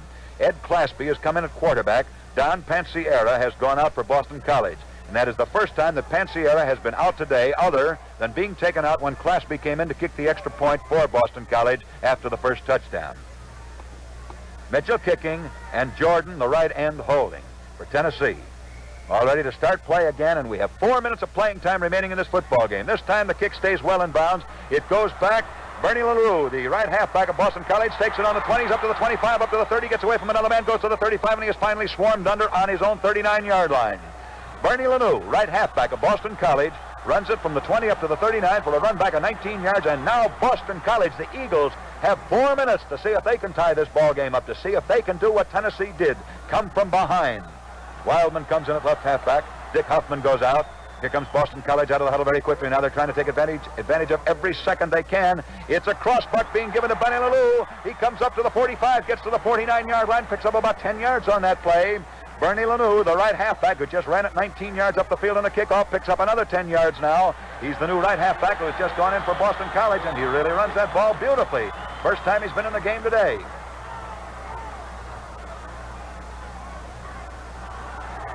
In at right halfback for Boston College. Here comes Boston College out of the huddle very quickly now. We have 3 minutes of playing time remaining in this game. It's another crossbuck. Bernie LaRue again. He's down to the 45. He's down to the 40-yard line. He picks up another 11 yards. Oh, I don't know what Denny Myers has been doing with this boy. He's kept him on the bench. Mr. LaRue in 3 plays. He picked up 19 on the first play, picked up 11 on the second play, just picked up 12 yards on this play. Bernie LaRue, right halfback of Boston College, and he is really playing a magnificent game.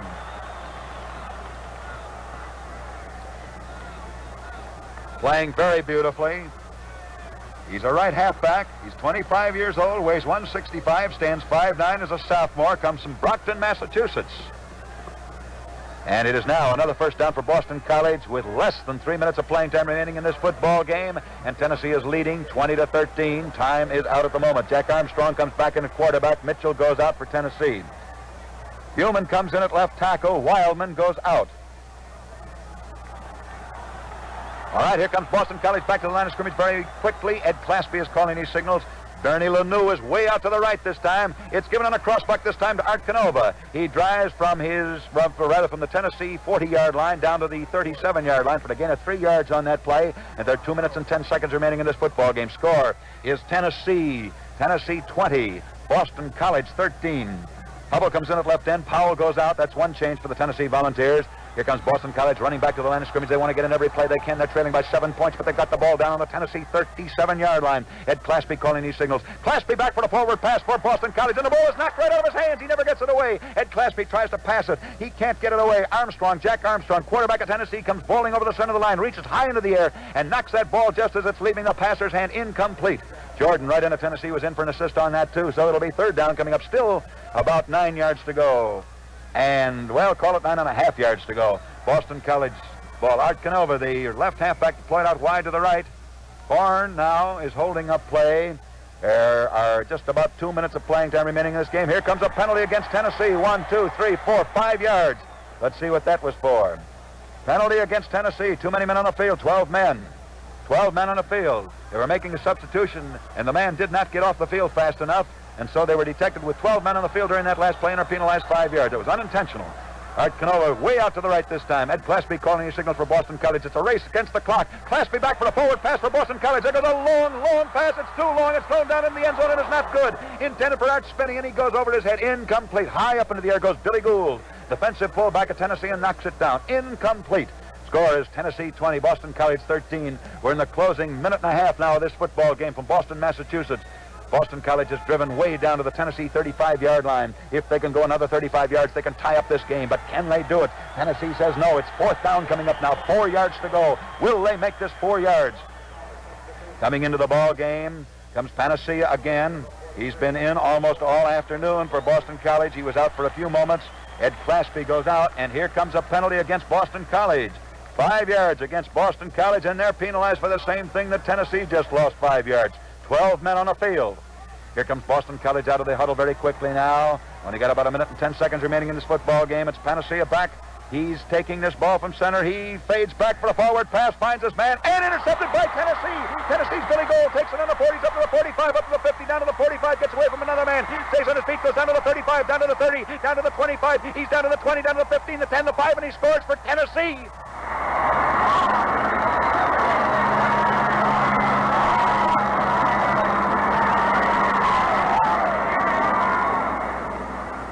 Tennessee, a beautiful pass interception. A beautiful pass interception by their fullback. Runs the ball 65 yards, and the Volunteers have now pulled out in front by what should be a commanding lead. They were leading 20-13. They are now leading 26-13 on that beautiful run down the field by the fullback of the Tennessee Volunteers. Here comes Tennessee into the line of scrimmage very quickly. They're going to try to convert for this extra point. There may be 1 minute and 5 seconds remaining in this football game. Mitchell will try this kick, and holding will be Proctor. Waiting for the pass from center, a long run, 65-yard run. There's the pass. It is not good. It is not good. Pass from center was a little bit low. The man kneeling to hold the ball for the kicker had to reach out for it, put it down. He didn't have much time, and the kick went not between the uprights. It veered off to the right. Wasn't quite high enough, even if had it gone straight. And so that makes the score now 26-13. As Boston College, after leading 13-0, has watched this game taken away from them by a Tennessee team that was determined to win. And this Tennessee team has pulled themselves up until now. They lead 26-13. And again, I repeat, 4 out of these 6 games which Tennessee has played this year, they have been trailing at the end of the first half as they were in this game. They were trailing 13-7. And in all 4 of those cases, they won the games. The only game they lost, they were tied at halftime. And Tennessee has done it again. So this makes the 5th time they were trailing at halftime and pulled the game out of the fire. And incidentally, they were the only team in the country to beat Georgia Tech. All right, here comes Tennessee, and they were trailing behind Georgia Tech at the half, too. All right, Tennessee will be kicking now. Boston College will be receiving. Joe Diminick comes in at left halfback. Art Caneva goes out. Mitchell is booting, and it's an attempted onside kick. It goes down to the Boston College 30-yard line, where it's taken by Al Gould to right. Andy is up to the 35 and knocked down on the 36-yard line. Knocked down on the 36, and it's Boston College ball, 1st and 10 on their own 36-yard line. Al Fielden comes in at right halfback. Max Parton goes out. Here comes Boston College back to the line of scrimmage very quickly. Now they want to see if they can't get another score before this game ends. Ed Songen is in at fullback. Joe Diminick is way out to the right. It's a forward pass with Joe Diminick fading back to throw this ball. He can't get rid of it. He's being trapped all the way back in his own 20-yard line. He finally tosses it in desperation. It's completed to Al Gould. Al Gould of Boston College just takes it up on his own 47-yard line and advances to the 50-yard line. And a pass that was thrown all the way back from the 21-yard line is completed up to the middle of the field. And it was a desperation heave where the passer was trapped back there badly by the entire Tennessee line. Claude Hill comes in at fullback, replacing Mark Major for Tennessee. Here comes Boston College out of the huddle very quickly this time. Joe Diminick is deployed way out to the left again. Don Panacea is back for another forward pass for Boston College. There goes a long Boston College pass, intercepted by Tennessee's Walt Slater. Slater takes it on the 30s, up to the 35, up to the 40, up to the 45, up to the 50, down to the 45, down to the 35, he's down to the 30, he's down to the 25, he stays on his feet, he goes down to the 20-yard line, he's down to the 15, down to the 10, down to the 5, and he scores another touchdown for Tennessee.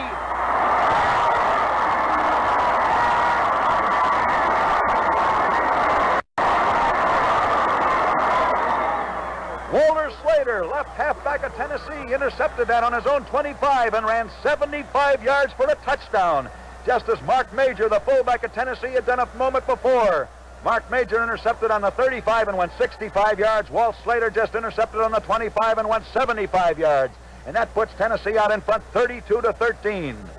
How do you like this for a finish of a ball game on a team that was losing 13-0 and trailing at the end of the half 13-7 is now out in front 32-13 on two magnificent pass interceptions and runbacks, one by Mark Major, the other by Walt Slater. Slater just cantered down the field 75 yards. You should have seen his interference form. There's the kick, and it's good. That makes it 33-13. Well, there can only be time for at most one more play. There may be time for Tennessee to kick off to Boston College, and that conceivably could be the end of the ball game. Now, we'll wait for the referee to decide exactly what's going to happen. Let me say this for Boston College. When a team is trailing with just seconds to go, they have got to take terrific chances. If those chances boomerang, well, that's one of the gambles you have to take. Now, Boston College, the fact that they're now trailing 33-13 means absolutely nothing. They'd have lost this ball game by 7 points. But by taking a gamble to tie it up, they have given Tennessee 2 touchdowns in the last 1 minute of play. As a matter of fact, in the last 31 seconds of play. And that's why the score is being run up. They're gambling, or were gambling, to get back onto a tie score. Now, it's pretty nearly it's a foregone conclusion it can't happen. Incidentally, both teams were offside on the attempted conversion of the extra point, so that kick is going to be tried over again. We said it was 33-16. After the referee had signified the kick was good, he now has ruled both teams were offside, so Tennessee will have to try that extra point again. So the score is 32-13 unless they make this. It will be Mitchell kicking, and the pass is a little high. He boots it. The kick is good, so it's 33-13. 33-13, and Tennessee runs up the field. What a comeback for the team that was losing the ball game 0-13. But as I say, in favor of Boston College, and I keep repeating this because it is so true, the score could just as easily be 20-13, and that's where it could have ended unless Boston College elected to gamble down in their own territory with these desperation heaves, 2 of them which were run back for touchdowns in the last 30 seconds. One by Mark Major, the fullback of Tennessee, and the other by Walt Slater, the left halfback. The Tennessee will now kick off, and Boston College will receive, and maybe we have time for one more play in the game. Stuka comes in at quarterback, and Don Pansiero comes out. And that boy has really played magnificent football for BC. Mitchell will kick off for the Tennessee Volunteers. And holding is Walt Slater, who just ran 75 yards for that touchdown. There's the kick. It's not a very long one. It goes back to the Boston College 30-yard line and then is advanced to the 35 by Stuka. Stuka is the quarterback who lets the ball roll away from him. However, falling on the ball is Art Spinney, the left end of Boston College, and it is Boston College who lose that ball on that fumble as Art Spinney himself, the left end, lets it get away from him, and Milner, the quarterback of Tennessee, falls on it, and there is the end of the ball game. The end of the ball game, the final score. Boston College 13, Tennessee 33 on a whirlwind finish, which brought the Volunteers making 2 long touchdown runs in the last 30 seconds of the game, and it was really something. The band's marching on the field, the crowd's beginning to file for the exits now, and darkness is beginning to settle along the Charles River banks in Boston, Massachusetts. I'll describe the scene, the color, the setting for you once more, and then we'll get ourselves off the air. It certainly has been a thrill-packed afternoon. Band is marching up the field now. They are not playing, but they are marching. The crowd is filing down on the playing field. The teams have gone off. A great victory for Tennessee. They had to do it the hard way. And so, ladies and gentlemen, we've reached the end of another football game as broadcast by the National Broadcasting Company this afternoon. Today it was Boston College versus the University of Tennessee. And as was to be expected, it was a thrilling game. Before I sign off, may I very briefly invite you, on behalf of the National Broadcasting Company, to be NBC's guest each week on Saturday afternoon. That goes up to and including the famous Rose Bowl game in Pasadena on New Year's Day. Now for a recap on today's football game, and here it is. In the first period, Boston College from the 35-yard line threw a pass with Don Pansiera throwing and Johnny Killalay catching. The extra point was made, and BC was out in front 7-0. Boston College then, on a 20-yard pass from Pansiera to Killalay, set up the touchdown. The extra point was added a few moments later. Mind you, this is all in the first period. That made the score Boston College 13, Tennessee nothing. However, in the second quarter, Tennessee on a 10-yard pass thrown by J.B. Proctor and caught by Jim Howell, and that's the combination, incidentally, that scored all three times against Mississippi. That combination scored against Boston College. Tennessee was able to convert for the extra point, and that made the count at halftime 13-7 in favor of Boston College.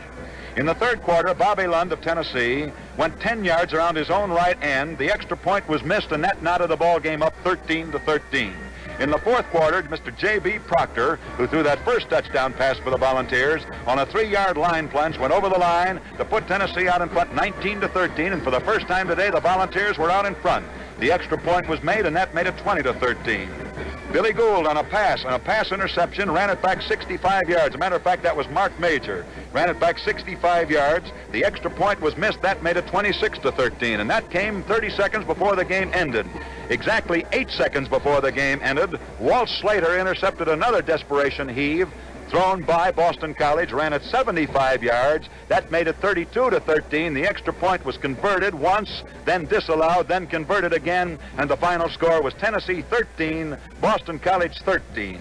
33-13, Tennessee 33, Boston College 13. Of course, the excitement of the game came when Boston College, the underdog, pulled out in front by 2 touchdowns in the first half. As a matter of fact, all the way through the first half, with very few moments of exception, Boston College looked like much the better team on the field. They outfought, outcharged, outgained, outstatisticized, if I may use such a word, Tennessee at every turn of the game. Tennessee's passing attack was woefully weak in the beginning of the football game. They tried 10 forward passes before they completed a single one. But once Tennessee got rolling, they rolled majestically to their first, their second, their third, their fourth, and finally their 5th touchdown. The end of the game produced a dramatic happening which you don't see very often in a big league football game, and that is a major team running against another major team for 2 touchdowns in 31 seconds. Mark Major went 65 yards on a pass interception 30 seconds before the game ended, and Walter Slater went 75 yards on a pass interception 8 seconds before the game ended. And that's all there is. Final score again, Tennessee 33, Boston College 13. Before I say goodbye, may I pay tribute where tribute is due. My spotters for today's game for Tennessee, Mr. Buddy Asher for Boston College, Mr. Tom Moran, both did a fine job. Moran. Our engineers today were Red Schultes and Henry Grilk. Our producer today was Maury Robinson. Our statistical man from the NBC Sports Department was Alan Anderson, and that's all there is. There isn't any more. This has been a broadcast of the Boston College-Tennessee football game from Braves Field in Boston, Massachusetts. And the winner of today's game, as you now know, was Tennessee 33, Boston College 13. This is Bill Stern speaking from Braves Field in Boston, and this is NBC, the National Broadcasting Company.